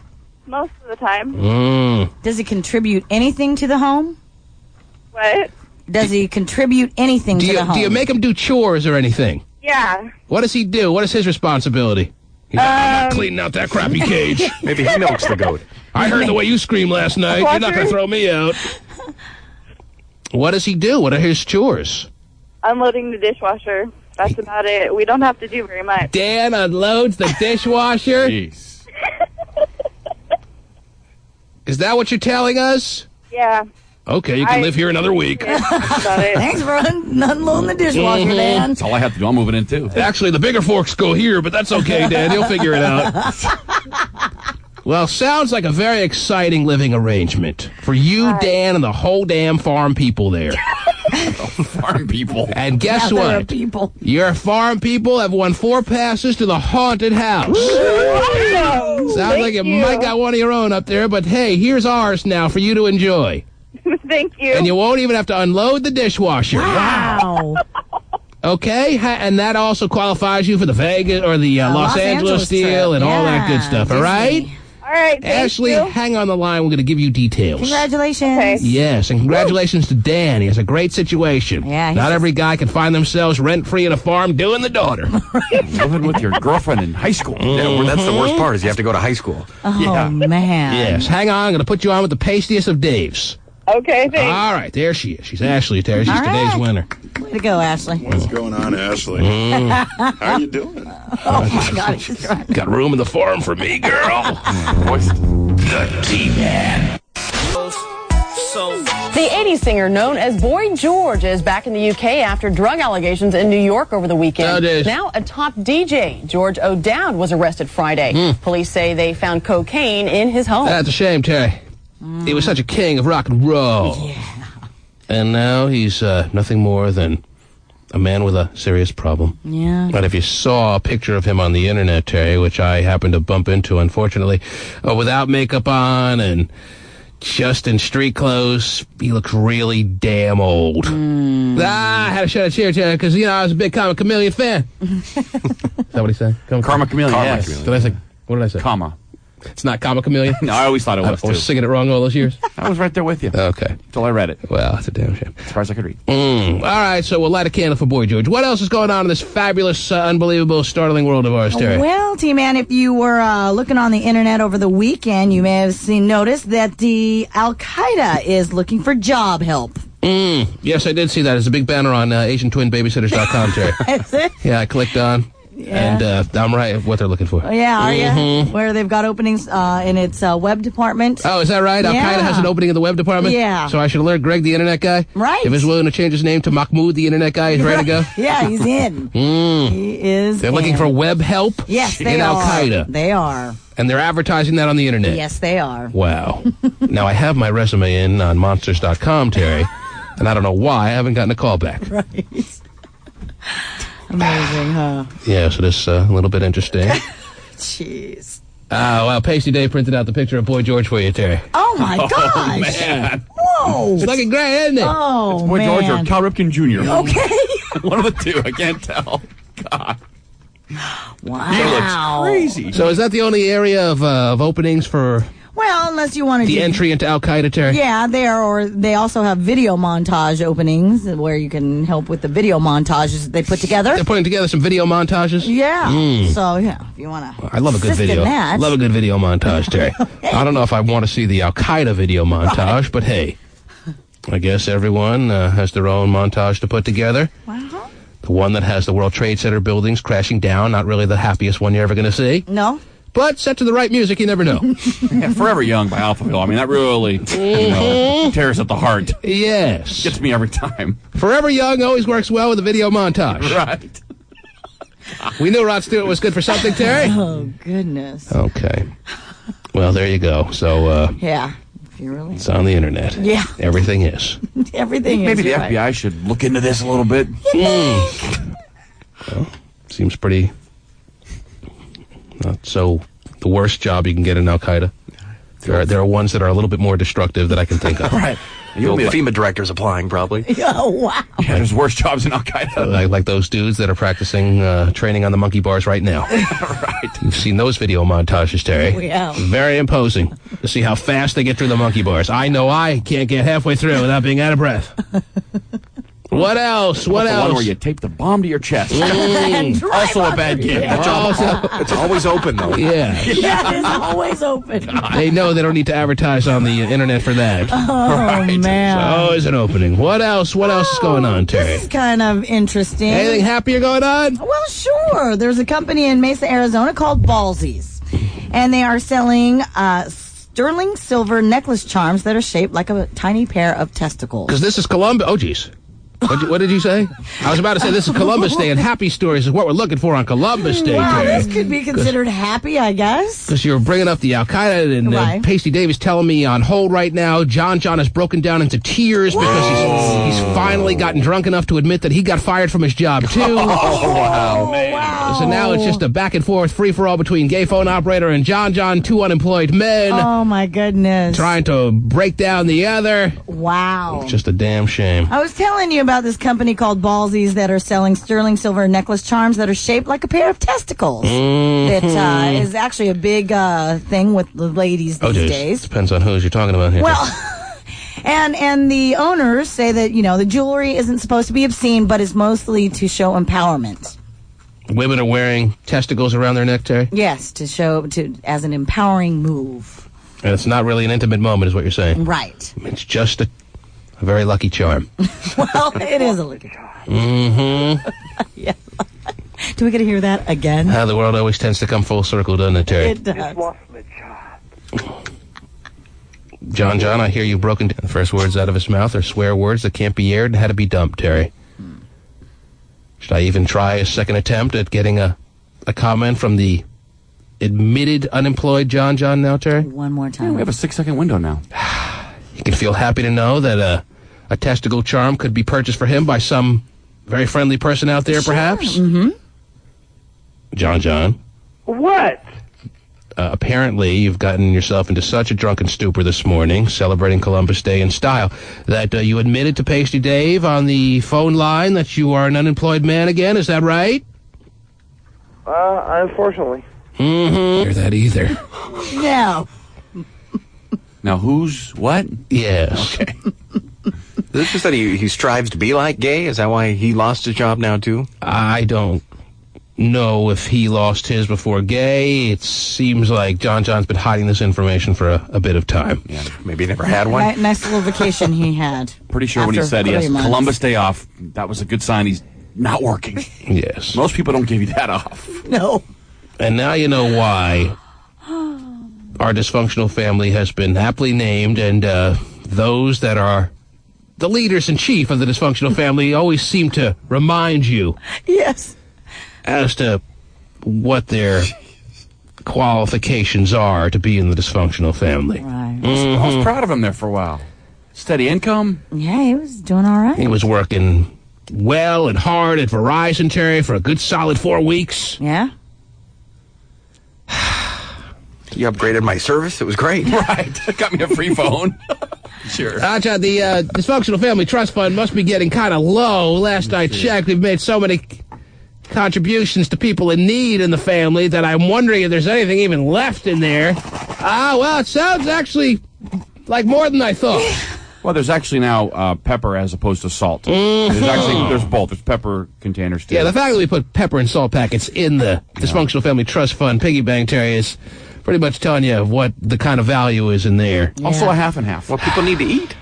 Well, yeah, that's a nice or at least concoction season their arm. If they don't have any food. You know? Play the message. Message received. I need to talk to Jimmy Weeman. Hey, Jimmy, what's up with John? Just do me a big-ass favor, bro, and please don't air this, but I'm asking you a big-ass favor. I just lost my job. I love the damn show so much I freaking always oversleep to go to work and because I want to be on the air and so now I'm looking for a job. Give me a call back, bro. I'm serious. Be a true bro like that, man. Do you notice, Terry, that there seems to be a common theme amongst these dysfunctional family members? They just can't get any real momentum going in their lives. Yeah. It's a shame. The little uphill battle. Couldn't. Yes. Well, we have to do what we can for them. As our focus right now, though, is doing what we can for, as I've made it clear, Terry, Strip Prentice, which will begin at some point next week. Terry, I take applications, I'm taking resumes, I'm taking people who are applying all through the week. Good deal. Yes, you know the details on that already. Pasty, yeah. I know you're still in the Vegas mode, fresh back off the plane late last night. Yes. After spending time with the Blue Man Group. Have you been able to count up how many emails, how many people we have that have applied? I have. I took a look. We got 53 applicants right 53? now. Wow. Well, that may sound like a good number to you, Terry. I'm not satisfied with 53. I'm not happy with that. First of all, I saw a lot more emails than 53. Oh, we got a lot more emails than 53. We got hundreds of emails. All it was right. mostly a lot of crackpots and people that were joking around and stuff like that. So these are 53 true and legitimate applicants as you have determined. Exactly. Solid. 53 you solid, have yes. made a couple of callbacks. You've done a little research. Yes. And you deem 53 legitimate applicants. That is the number I'm one. not happy with that at all, Terry. Wow. We better be at 100 by Wednesday. Oh, okay. Today's Monday? Yes. Yes. We need 100 legitimate applicants by Wednesday, because I need to get, like, a nice, solid 10 to 12 applicants. And if I don't have 100 to choose from, Terry, right, then what am I doing here? Now, the problem is, and I made this very clear, this time slot of ours is working against this project that we're trying to do. Because the stripper life is very clear. You start work at 9 p.m., right. You go to bed at 3 or 4 o'clock, and you sleep till 1 in the afternoon. Right. That is very standard in the stripper world. Sounds good to me. Now, us being on the air from 6 to 10 doesn't really work well in that kind of situation. Right. But they're in REM. Ladies and gentlemen, I know the main crux of strippers are, yes, in REM sleep right now, but you have to let them know that we are giving away a brand new show here on Cube 93. This is no joke. This is your own show, and the only qualification is that you had to have been a stripper at some point in your life for at least 3 months. Why am I doing this? A lot of the text pages want to know that too, Terry. They'd love to have their own show. Right. I bet they would. Well, as I've made clear now many times, Terry, the strippers have been trampled on too much for my liking lately by people that seem to think that they have more power than the last... What do you call that little document? The Constitution, Terry? Yeah. Mm-hmm. By city council members that think they have more power than the Constitution, Terry. Apparently not even aware that what they've done, the law they are putting in place, in my mind, Terry, I'm no constitutional expert, but I have a smattering of brains last I checked, Terry. Right. Well, maybe not. But wise enough to know that I interpret what they've done as unconstitutional, Terry. Yeah. And it will be ultimately seen as such. But until then, I will go against the bullies that are trying to trample on the stripper's lifestyle. And Terry, the stripper life is very clear. They need income just like anyone else out there to support the things they're doing, go to college, support their families, just like everyone else out there. And maybe you see that world as a little bit more seedy. That's very understandable. But hey, they depend on their income as much as anyone else, and they've just been blindsided. Now knowing that their jobs have a clock ticking on the day that their salaries just come to an end. Yeah. So I have stepped up for the little guy. I will spit in the face of the bullies, Terry. And I will offer at least one, Terry. I can only do so much. Right. I will offer one, a brand new show here on Cube 93. How often does this happen, Terry? But they all get the opportunity. Yeah, How often does a new show on Cube 93 just thrown out there to an unknown, to an undiscovered individual happen on this here radio station, Terry?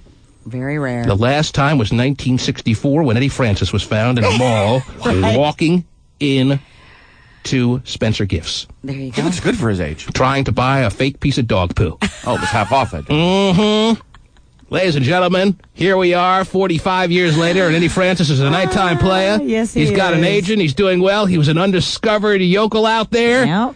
And look at him fly, Terry. He's doing great. Well, to the person that ultimately wins the Strip Prentice little feature that we're putting together over the next week or two. It's not going to be anything dragged on, Terry. As a matter of fact, I got something a lot bigger coming up in the next couple of weeks, Terry. That's going to involve everybody. Wow. That everyone's going to be eligible for. But for this moment, I have seen too much bullying going on of the stripper herself or himself, herself, and the club owner, which I could care less about. He'll be fine.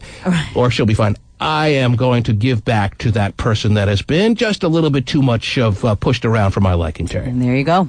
And $1,000 signing bonus will get you started. Very nice. $1,000 signing bonus for the 3-month contract. Don't get me wrong, we're not going to sign you to a 3-year contract. What if you suck? A 3-month contract to a woman out there, or man, to have their own show on Cube 93. Now, after Eddie Francis was rescued from Spencer Gifts in the mall, Terry, he proved that he had a lot of talent to be on the radio. Yes, it did. Will this person that gets chosen prove the same thing and become a big-time radio star? That remains to be seen. But for 3 months, a 3-month contract to have your own show, to do with it as you please. Whether you want to call it Stripper's Corner or the Champagne Room, or do whatever you want. Just play just a non-stop wall-to-wall show of music, or do a lot of talking. Whatever you decide is your own business on your own show for 3 months on this radio station that last I checked has a more watts than your average hairdryer, Terry. Pretty big radio station to be giving away a brand new show in a nice time slot, not some little overnight time slot that Kilbreath would get. Right. A prime time slot leading into your Saturday night hot mix. Prime time. Now, Saturday Night Hot Mix begins at what, 9 p.m.? Something like that, So 9, this is the show that goes up till 9 o'clock. It's a show that'll get you ready. It is being vacated, and it will be some persons out there, Terry, somebody out there that we don't know who they are right now, but all they need to do is apply, and all they need to have is one qualification, that they've been a stripper at some point in their life. 53 applicants? Yes. That's not enough. Oh. That's not enough, Terry. Okay. You were very impressed? It sounded like Stephen was too. Yeah. I'm not impressed. Maybe we should hand out flyers or something. If we're not, the word of mouth. Wake up your friend the stripper. Tell her that this is her time. Tell her that this is his moment. A lot of men are applying, apparently, Terry. Ah, there you go. Or at least 10. Let them know this is a once-in-a-lifetime moment. This is a golden ticket opportunity. Yes. And I'm being rather generous, Terry, by clearing out. I did what I needed to do to clear out a spot on this radio station to make this situation available. Now, if we're not at 100 applicants by Wednesday, well, then I have to expand. I have to say, hey, strippers, I did what I could for you. Now I got to open this up wider. Ooh. And anyone who's ever, thought of stripping can apply now. Had a thought. What about waitress? So we better be at 100 applicants by Wednesday. Okay. Minimum. Or else the expansion begins. But Strip Prentice will begin at some point next week after I find some qualified people, Terry, to come down here and apply for their own radio show on Cube 93. Now, Vinny the Pooh leaves the studio now every time I talk about this. As you heard on Friday when I made this first announcement, Terry, this very much has agitated Vinny the Pooh, and I feel bad for that, but there's nothing I can do. Right. Vinny the Pooh wanted that time slot. He wanted to do his own radio show in that time slot, and he's yet to get approval on that. And he just doesn't sit well with him that somebody out there who has no radio experience is just going to get that show for no good reason as far as he sees it. But that's the way the business world works sometimes, Terry. Welcome to it. Stephen may not be enjoying this too much himself. Well, no. I mean, I would have to stay up late. That's the problem. That's why you're Drive to Seattle on a Saturday, Stephen? Couldn't do it. So that's no, why my program got taken away. I mean, I'm not going to say that this is happiness. But you still have your $1,000 signing bonus, right? Yeah, right. Or did you never get one? Oh, what a shame. Generally, people get stuff like that. Right. No, it's a great opportunity for somebody. www.thetmanshow.com has a link on it that will allow you to apply for The Strip Prentice, or you could call 1-866-663-T-Man and talk to the pastiest of Daves. Oh, yeah. Wow. Get your hat in the ring, because applications will end by some point mid-late week, Terry. Okay. And then I start making it happen here. I can't wait to meet people And then hear about it. a new program on Cube 93 will be heard in the next, I'll say, definitely by this time. By the end of the month, Definitely right? by this time next month. Oh, There'll be there a you go. new Saturday night show on Cube 93, and it's going to be hosted by your friend the stripper. Woo! I don't care who likes it. I don't care who doesn't like it. Right. Oh, I don't it'll care. Be liked. I don't care who wants to call the show as a fan of the show or who wants to call that show as an outright hater.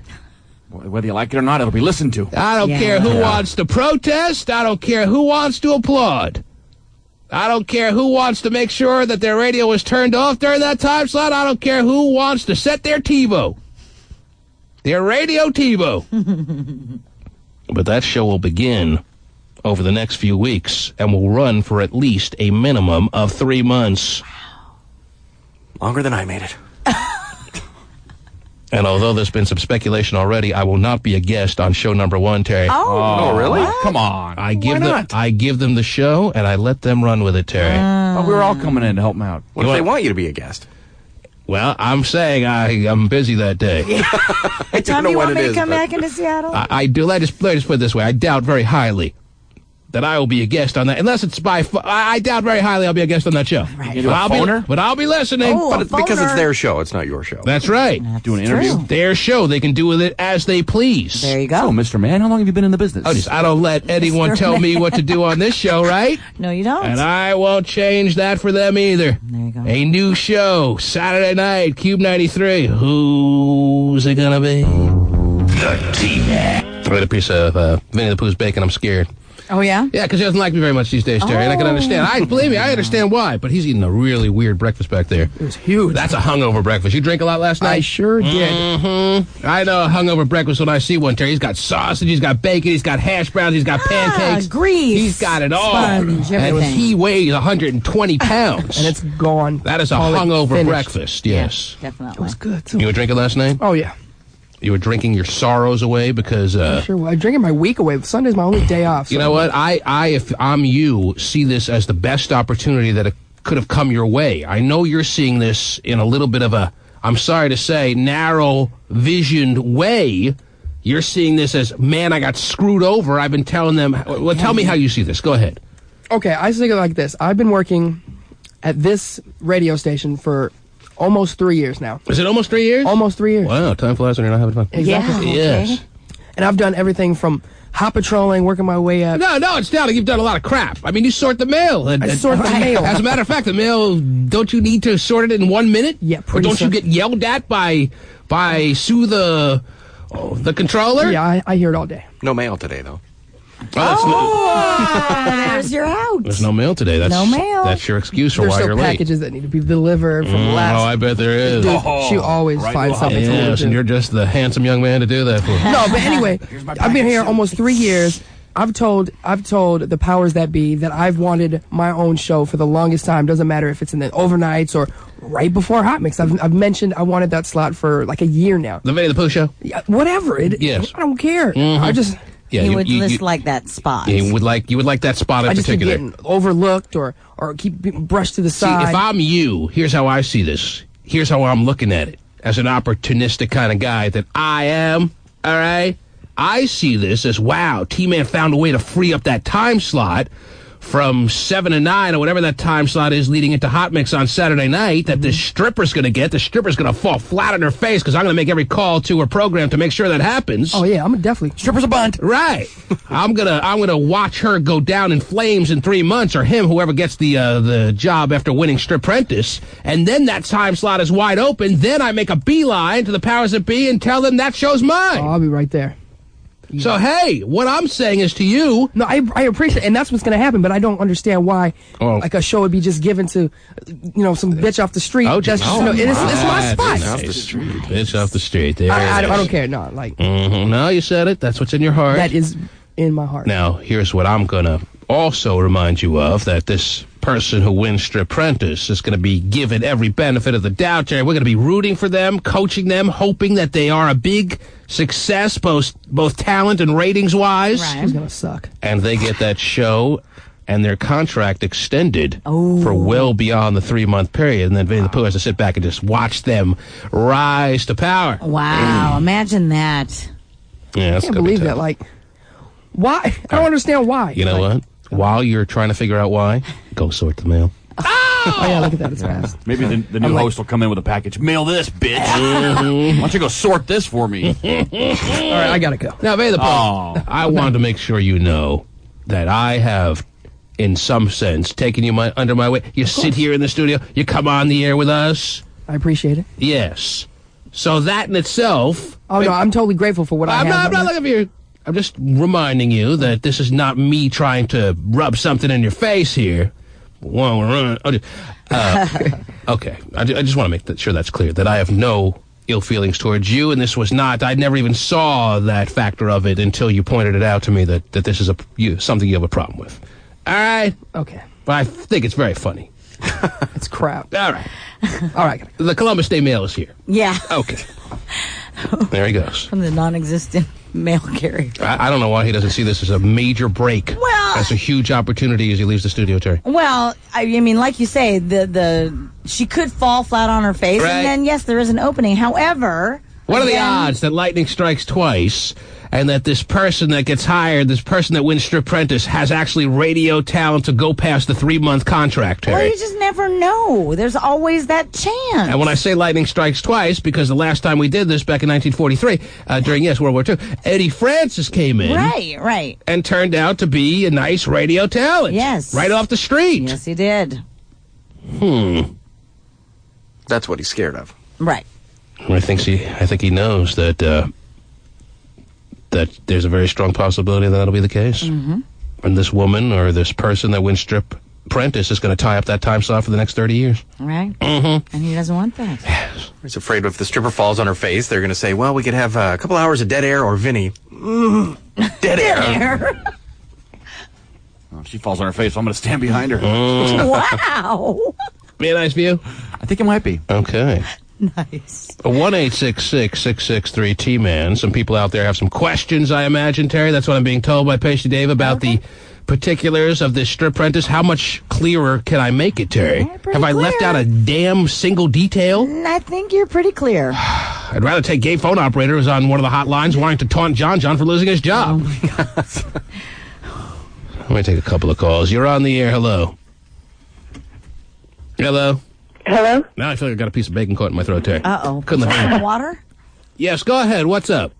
My question was, did you have to work at a strip club? Or could you be like, for example, maybe an escort who just did a lot of stripping? Is that you, or you calling for a friend? Are you an escort?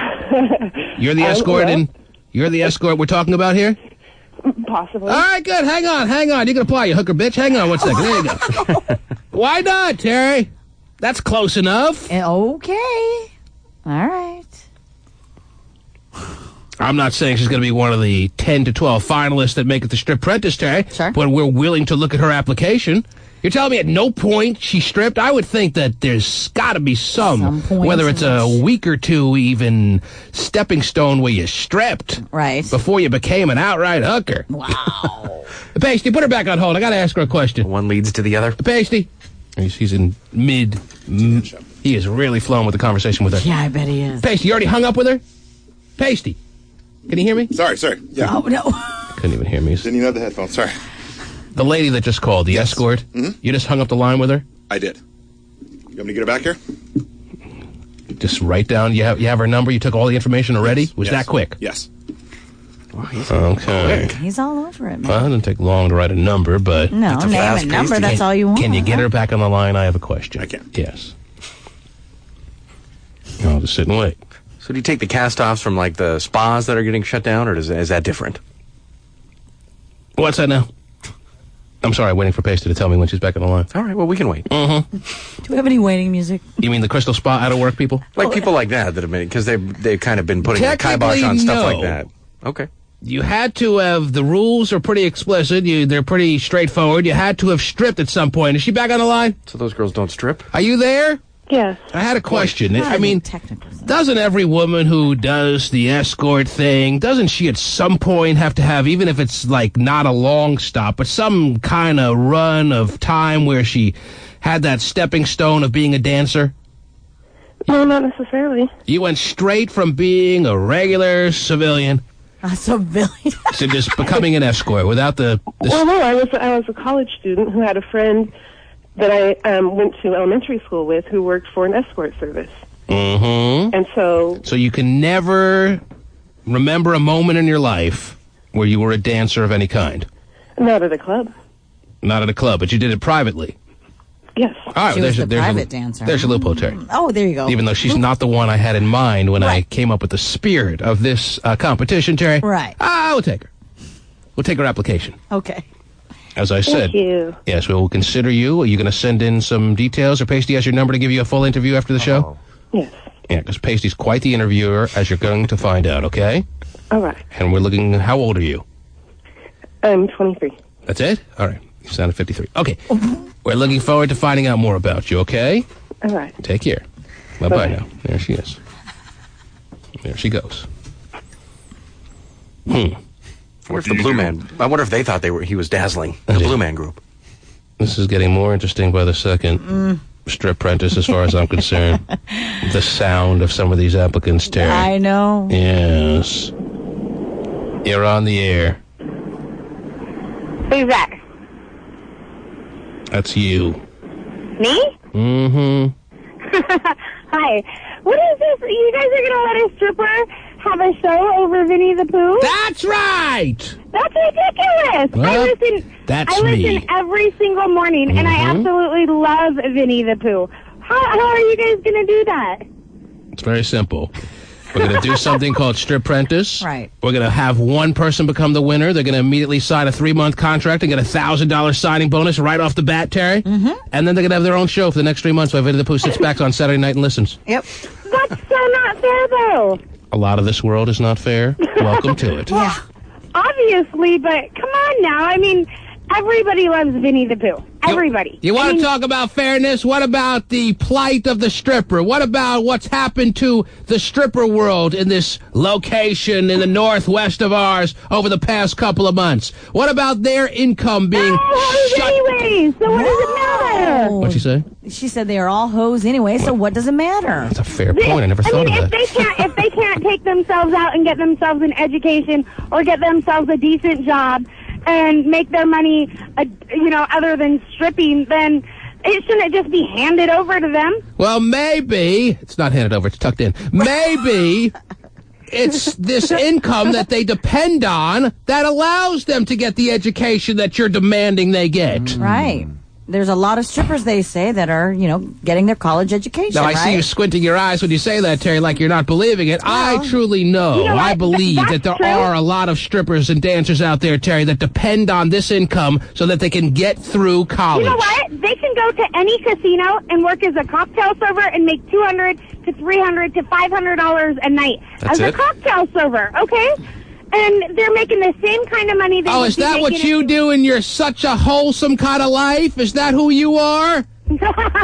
You prostitute your body in your jiggly way by handing over drinks to people that'll tip you $5 a pop? Well, it's better than taking my clothes off, you know? She just said the F word. She got a little carried away there. Yeah.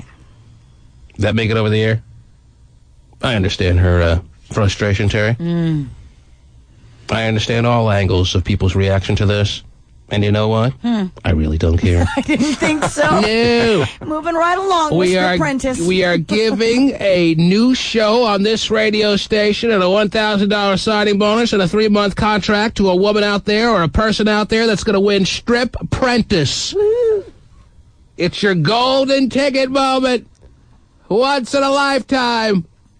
Your real ability to shine in the spotlight. There's already, the show hasn't even begun. We don't even know who's going to be hosting it. And there's already people wanting it off the air. Controversy There's already. already people hating the host. Oh, my gosh. Isn't that unfair? Isn't that sad? Boy, the unnamed host is a dickhead. Yeah. At least get to know him first.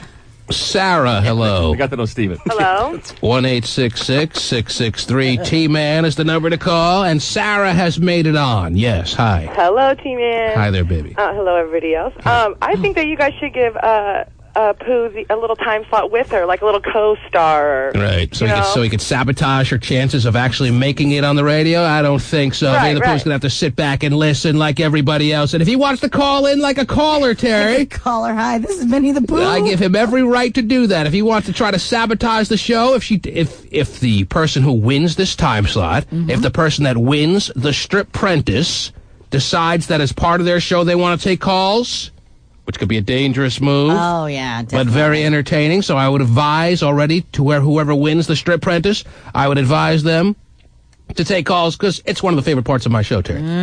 It's one of the favorite parts of doing a radio show. You all know that. Sure. You never know what's going to be on the other end of that phone. Like this guy. Good morning. He's very One of the favorite chipper now. parts? Yeah, believe it or not. I mean, there are down moments, obviously, as we're living out right now. But You know, I prick everybody up. I do. Yes, gay. I just wanted to let you know that I try to give John support, and I posted on my website some well wishes and his phone number in case anybody else wants to give him well wishes. That's nice. And you should actually maybe feel a tad guilty that you announced on the air where he works, which might have led to his ultimate termination of his job. Oh, the fact that he's a drunk and shows up late didn't have anything to do with it? Well, they didn't know he was a drunk that showed up late until you exposed that. Okay, you just played the message from earlier when he said he loves to be on the show and he overslept. Whatever. That's not worth firing him for, though. Yeah. That's an admirable quality that companies look for. Did he ever say why he got fired? Nope, we didn't ask. Oh, let's ask him. You are just loving this. Can we ask, please?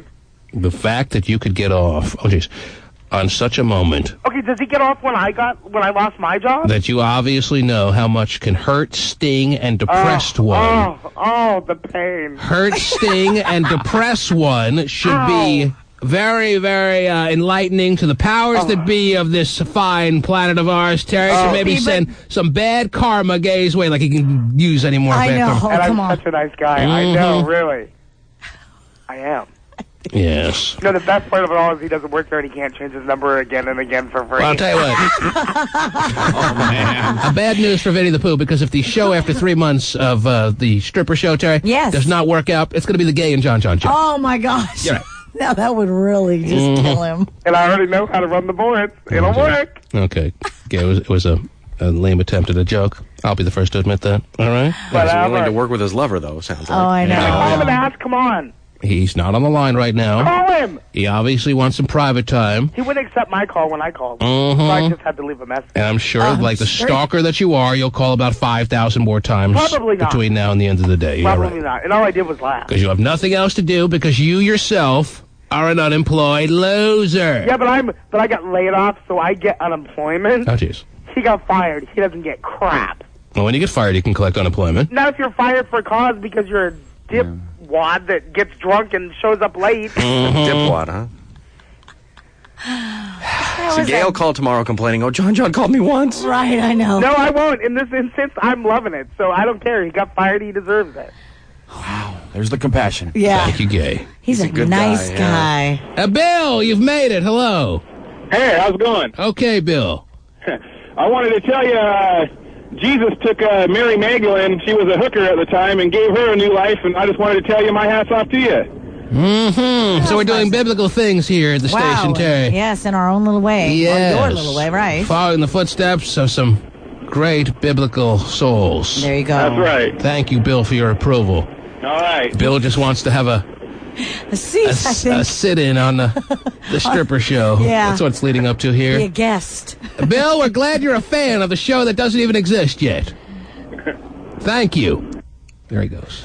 It's Bill, Terry. Yeah, it is Bill. It's nice to be on a first-name basis with the callers. Love it. Now, my name is Tyrone. I don't know what Pasty's doing back there. I know. Jen, hello. Jen. Hi. Yes, Jen. I'm calling because I was listening and I heard that Winnie the Pooh's whining about he's not getting his show. Well, this is probably the only one fan that is not a fan of Winnie the Pooh, but a fan of everybody else on the show. Wow. How can he not like Winnie the Pooh? Yeah, what's wrong with Vinny? Because he's whining and that's complaining and annoying me right now. I'm sitting at work, trying to work, but all I can hear is Winnie the Pooh. And I didn't get the show. I worked here 3 years and wah. There's been a lot of people that I know, even myself, that I've worked at places longer than 3 years, and I've deserved promotion when somebody else gets it. So guess what? Wow. Wake up. This is the world you're living in, and you're probably never going to get it. And if you do get the show, I will never listen to it. Oh, this. What's with our audience having this, if I can't have it, you can't either mentality? I know. Whatever happened for rooting for your fellow man? It's getting Or ugly. woman?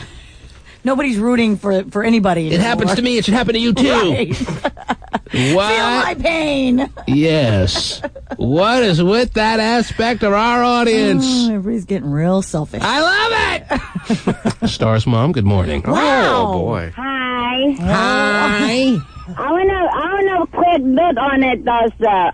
That he's not Winnie the Pooh. He sounds like a Winnie the Pooh. Oh, very good. Hey. Should we have everybody have a chance for those whoever it is? I hope she do good. So continue more than 3 months. Mm-hmm. That'll be interesting. That'll be interesting to follow, Terry, as a group, as an audience, Terry. Mm-hmm. We could all follow this person's show, the person that wins Strip Prentice, to find out if their contract will be extended after 3 months, or will you just be begging for the 3 months to end? Right. Yeah. I don't understand why he's just so whining every day. Wow, some people not feeling for a guy who feels like he's been passed over. We've all been in a time in our life where we feel like we had something coming to us and we didn't get it. Winnie the Pooh has a right to feel this way to some extent. Sure. And here's the audience now turning on him for being a whiny individual. Winnie the Pooh. Okay, well, that's all I want to say. So are you going to apply, Star's mom, or what? Hello? Yes. Are you going to apply? Is that why you really called? You kidding? Come on, you know you were a stripper. You needed the money in the early 70s. No, you know it isn't. Yes, it was a dark time in Korea, and you had no choice but to become a dancer. You can picture whatever you want to. Oh, and I am, baby. You know. You're dancing for me right now in my mind. And the talk is too far. With that little hot, skinny body of yours. Oh, yeah. I am fat lady. Keep working it. I am fat lady. Keep working it. Stars Mom, if you want to apply for the show, No thanks. I know there was some time in your life where you had to have been a dancer. You can apply. Do you want to apply? Yes, okay. No thanks. All right. You know that I am the mother, and I am not that kind of lady. Okay? Not anymore. Yes, I understand. What do you mean not anymore? I never did it. God. Okay. If that's what you've talked yourself into, that works for me. Thank you, Stars Mom. Me dance for you a long time. Wow. Or at least longer than 2 minutes off. Oh, goodness. We heard from her daughter yet? Haven't heard from her in a while. No. So you're suggesting she should apply, Stephen? I wonder what's going on. Imagine being in the Korean strip clubs, Terry. Wow. Having Stars Mom grind on you to Korea's top 10. You grind it on and a pedicure at the same time. It's got to be a terrific moment. Yeah, no kidding. Amber, the stripper. You remember her? She had a pose down with with Dumpy's wife, Terry? I do remember her. She's She on the lost. line. Good morning. Good morning. Yes, Amber. I think I should be the strip apprentice. The strip apprentice? Mm-hmm. Or the strip apprentice. Maybe that's happening on another show. Well, Amber, you lost in a pose down to Dumpy's wife, although the deck was stacked against you with a lot of fans of Dump Truck Guy out there. But, hey, if you want to apply, I am definitely not going to discourage you from doing that. Maybe she would be a great strip apprentice, Terry. Maybe so. Well, how do you apply? Either hang on the line and talk to Pasty Dave, Okay. or you can apply online. Well, I think I need to talk to Pasty. Oh, jeez. Oh, boy. Oh, she's really going to talk to Pasty. Well, I don't think she has internet access, Terry. Oh. I just moved, you guys. She just moved. Oh, that's why. Otherwise, she's got DSL faster than anyone. Right. I hear she has DSL. All right, hang on. Hang on, Amber. We're going to throw your hat in the ring, baby. All righty. All right, you could have a Saturday night show this time in a few weeks. What do you say? What kind of show would you do? What would you be your style? Would you play a lot of music, take a lot of calls? What would you do? I think I do a little bit of both. Okay. Kind of a good mix-up. Mm-hmm. Do you have a name for your show if you were to miraculously receive one? I haven't thought that far in I don't doubt it. I don't doubt it. All right, hang on, baby. Amber the stripper is applying, Terry. There you go. Interesting. Very. Not really. Okay.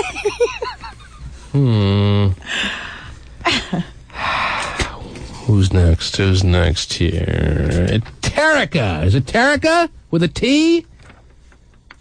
Hello? Hello? Yeah, what's your name? This is Teresa. Oh, Teresa. Patient Dave on spelling on a Monday morning, Terry. Not good. Terica. Teresa? Yes, Teresa. It's more like T-H-E-R-E. Yeah, I would think that's more the common spelling of Teresa, not... Go ahead, Terica. Let's call her Terica. That's Hey, I was just calling to ask. You're not actually going to put like strippers and hookers in the same category, are you? Well, the last caller sounded... You're referring to that caller from a few moments ago. She sounded nice enough that I'm confident to believe that she's done some dancing in her time, that we're at least willing to look at her application, yes. All right, I was just going to say that, we're completely different. I'm not saying you aren't. Completely now, which one are you? Yeah, which one? Which one are you? Which one are you? My name's Teresa, and I work at Fox's. So you're a dancer? Yes. Now, have you applied? Have you already put your application in as part of Strip Apprentice? Oh, good. Oh. So you're one of the 53 legitimate applicants that Pasty talked about. That's right. Now, what would the name of your show be? What kind of style would you have? I actually didn't think of a name. I just, Do you know if you do a lot of talking, a lot of playing of the music that you choose? What would you do? more talking, I think. And what would you talk about? What do you honestly have to talk about that people would be even remotely interested in listening to? Sex. Sex. Sex. Interesting. We should try that on the show, Terry. Yeah, we should. You think people would like that? Oh, wow. Well, why not? Everybody wants to talk Maybe about that. if you take the reins, Stephen. If you ever just spent a day in the dressing room And at you- work, that is what we talk about. Hey, if she can bring some of the insight of what goes on in the dressing room at Fox's, Terry, I'd be ears pinned to the radio, baby, amongst other things. You could call it the dressing room. We should get media credentials for the dressing room. We gotta do Anyway, interviews. I had just called to say that I think escorts and dancers are completely How long have you been dancing? How long have you been dancing at Fox's? about 6 years. Are you one? That's a pretty long time. Yeah, it is. Are you one of Fox's finest? Of course. You make a nice bit of income. It's her abilities to actually bring in the revenue, Terry, now can obviously be seen as much more of in an advantageous position with all the shutdown of the Seattle clubs, Terry. That's true, because everybody's coming down there. Unless the place just gets overrun with out-of-work strippers down at Fox's Watch out. and starts eating away at her pie. Yeah. Eating away at your pie there, Teresa. Oh, that's why you have regulars, that just absolutely adore you. Does that happen in the dressing room at Fox's? They just start eating away at your pie? Do you want it to happen? Oh, baby, yes. She's got it down. I can't wait to listen to the show, Terry. Yeah, I know. Hang on, Terica. Oh, we already have her information. Yeah. All right, thank you, Terica. Thank you for the call. All right, thanks. Bye-bye. We'll see you down here, perhaps. I think sounds to me like she could be a real strong candidate for being a finalist, Terry. Absolutely. Terica? Oh, dear, she's gone. I was going to tell her she should feel good about her chances. Oh, good. That's kind of interesting to me, Terry. Behind the scenes. Bringing the dressing room to the forefront. To your Saturday night living room. Wow.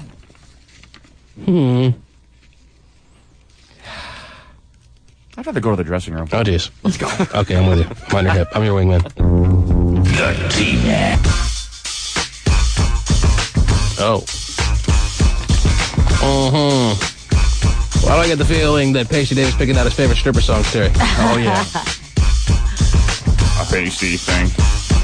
Yes, it's a pasty thing. Yes. I guess. All right, let's see what text pages have come in this morning that may need to be addressed here, Terry. The text pages consistently roll in. Keep this in mind. Write it down, don't you know? 97373, don't you know? That's 97373. Don't you know? All right. At 9:28 and 4 seconds, somebody writes, which Foxes did that last caller say she works at? How many Foxes are there, Terry? Last you checked. Last I checked, what? One? That's what I thought. Okay. Anyhow, 9:27 and 51 seconds. Not fair that escorts are going to make more money from this. Why include them? Because they're nice? You said this was for strippers and dancers. Well, she called in. She was nice. She was nice. And now she can at least apply. That's all I'm saying. You said, yeah. Man. Strippers now getting angry. And here I am, the only one in this community doing anything to try to help. Okay. Because I get the sense that was a stripper that was angry that I let that escort in, Terry. I would say so. And I acknowledge there's a difference, a nice broad difference between a stripper and an escort, Terry. Of course. Yeah. Okay. At 9:21 and 4 seconds, let Vinnie the Pooh try out for this job as some kind of exception, Mr. T-Man. Well, he can try out, but he's not going to get it. He could be on the... As a matter of fact, why don't we bring him into the finals with all the strippers at Stripprentice, Terry? Oh, okay. Let him sit there as a finalist and do his best to make his case, but he can't win. Right. If he's interested in doing that, he can have that. He could sit there amongst the strippers trying to outdo them, box them out for the... Box them out? Yes. All right. He can be the mole. 9:20 and 5... I hate a mole on a stripper. 9:20... especially when it's hairy, and 5 seconds. What about porn stars? When do they get their chance, T-Man? Now, every day. What's that, Terry? Now, if you were a good porn star, you wouldn't need the money, right? Oh, jeez. Yeah, porn stars, jobs, and livelihoods is not in jeopardy here, which was the reason, when we go back to it all, Terry, the reason that I was inspired to do this from the beginning. Jeez, yes. Not some shallow attempt to get hot girls down here. Leave us alone. Yeah, what do people think you guys are? If we were trying to get hot girls down here, I would just do some general contest. Because the reality is, the hotter, more flirtatious, more ready for action kind of girl is not your stripper. No. Oh, yeah. Your stripper is immune to any human contact. Right. 9:20 and 0 seconds. Vinnie the Pooh in his pants is my hero. 9:10 and 22 seconds. Stripprentice is going to fall on its face because strippers don't know how to do anything but sell themselves as whores. Ooh. Whores. You have to say it like that. The guy put 2 O's in there, so I got to say it how he wrote it. As whores. Whores. Whores. Whores. What are whores? And it may have been a woman that wrote this. I said guy, but obviously, oh, geez. Well, let's call them back in as hooers, Terry. What is exactly a hooer? 9:09 and 11 seconds. I'm trying to see if this one came from the same person. It did not. Screw you, T-Man, and all the nasty effing strippers out there. Wow. They're all hooers. Those hooers are going to take our jobs. They didn't write the hooers part, but I can throw that in there. Just like the hooters. 9:08 and 51 seconds. T-Man has a whistly nose. He's a hooer, too. Is that just going to be the ending for everything? Add hooers somewhere? Sounds good to me. Okay. Nice happy ending. Yeah, 8:59 and 36 seconds. Hey, Steven, I have some Fat Burger coupons for you. Nice. Where's the buzzer? Buzzer. You're a hooer. 8:51 and 41 seconds. Somebody writes, does Stephen Kilbreth even know what a walk-off home run is? Apparently he's been reporting in his news this morning that somebody had a walk-off home run in the Houston Astro game yesterday, and they don't believe you really know what a walk-off home run is. Would you like to, at this time, tell us what a walk-off home run is? It's when they bring somebody into the game and they hit a home run. It's their first at-bat of the game. Is that wrong? Incorrect. Can I tell them what it is? Can I tell them what it is, If please? you're going to report on the news... I actually never said a walk-off home run in my news, but... If you're going to report on the news, Stephen, you should at least know what you're talking about. I never actually did say that. You probably read it right off the AP wire. Actually didn't read that, but... Why would they say that you were... I'm not sure. Well, then it's let's not call even written in the that person newscast. back seriously and ask That's them the one you what wanna they call back? heard. Yes. Okay, let's find out. Because Steven's denying that he even said walk-off home run, because obviously he doesn't know what it is, and he admits that. Tell you want to tell him what it is? Yes. Go ahead. It's when in the 9th inning... Oh, geez, not necessarily, but go ahead. Well... this is when I said to end the game, and and they walk up. They don't have to It's go the all the way home run around. that ends off the game, Stephen. Bottom of the ninth. Yes, it wins the game so that there's no longer a need to play any more baseball. This person played in the whole game. Not necessarily. But it's nothing to do with whether they're pinch hitting or not. The person gets the bat and their home run ends the game. Hello? Yeah, what's up, dude? We got your text page? Yep. Steven's denying that he ever said in any newscast that there was a walk-off home run. Did you hear that, sir? I thought I did in one of the opening ones early this morning. And Steven said there was a walk-off home run in the Astro, because there was, in the 18th inning, a walk-off home run that ended the playoff game yesterday that sent the Astros to the next round. Well, right, I was watching it. Yeah, and if Steven reported that there was a walk-off home run, he should at least know what he's talking about. Well, that's why I asked. Well, actually, I didn't say that, so there you go. We'd have to go. I heard that when you're opening news report. People are just hallucinating about your newscast, Stephen. Well, it's not even written in my news. You can see what I wrote. It's not even written that way. We could go back to the tape. You're more than welcome to. But we won't, and Stephen knows that we won't. Actually, I know that you do normally, so... I'm sorry, sir, that our newscasters are reporting on things that they absolutely have no knowledge about. We apologize for that. Well, if he didn't know, now we can at least help him out. Yes, now help he him out knows. with a little bit of more sports trivia there. Right, he's a sports guru now all of a sudden. But we promise to put on shows like the winner of Apprentice that have absolutely nothing but knowledge. Embarrassment that Would have been you a are. cuter story if I actually would have said it that way.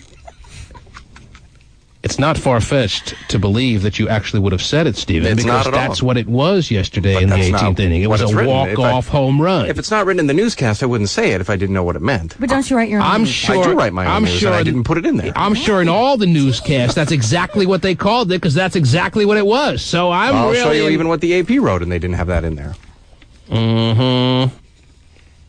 Why would this guy just all of a sudden be inspired to write a text page? Does Stephen even know what a walk-off home run is unless he heard him say it? And very correct in imagining that Stephen was reporting on news that he has no idea about. Ooh. Ouch. Now, do you know what a walk-off home run is now that we explained it to you? I could give a crap. That's what it's come to. Yeah. Exactly. Well, no, but you're telling me something. I mean, you're bad newscaster. You're completely making up something, and it's frustrating. Bad newscaster. Bad man. Bad people actually now put you into a Terry. Because you won't keep your mouth shut. Wow. Pretty typical. Let's move on, shall we? 7:25 and 32 seconds. Someone writes, I work at a bank and we're open today. Screw Columbus Day. Really? What bank is that? Where they're taking loans out of their little... Loan sharks don't count. Yeah. I don't know, Terry. I don't know what bank that is, but maybe there's some banks open today. All right. 7:13 and 42 seconds. Somebody writes, Stephen wants to pee in Toby Keith's butt. Oh, geez. Stephen, do you know what that means? All too I've well. done that, so. Wow. Somebody also writes, I have pictures if you want me to send them to you, man. They don't say what the pictures of, Terry, but of course the answer is going to be yes. So send them Pictures on. are always welcome here. Right. No matter what the subject matter. Stephen. It's a shame. Failing again. Just unreal. Unbelievable. And the best he can do is, I didn't say. Well, let's listen to the tape, man. Maybe we will. Well, maybe we should. Maybe. But you know I'm right. That's why you're not going to do it. Will. Well, tell me. If you thought you were right, you would do it. Well, tell me why the texter. You would make all of tomorrow's show about that. Why would the texter, right, of course. Why would the texter I'm not sure. write that then, Stephen? Maybe other people are saying it. Maybe you don't even realize you said it because you were reading off some copy that you didn't even know what you were reading. But I can show you the copy. Obviously, it's not you didn't even know what you were reading. But you won't even look at the copy. I'll show you it's not even there. So you have one bit of copy that you just read all through the day? You don't change it up? I didn't change that up, no. You're a hooer. Baseball's boring to me. You're a hooer. I wrote it once. Okay. Whatever. The T-Man.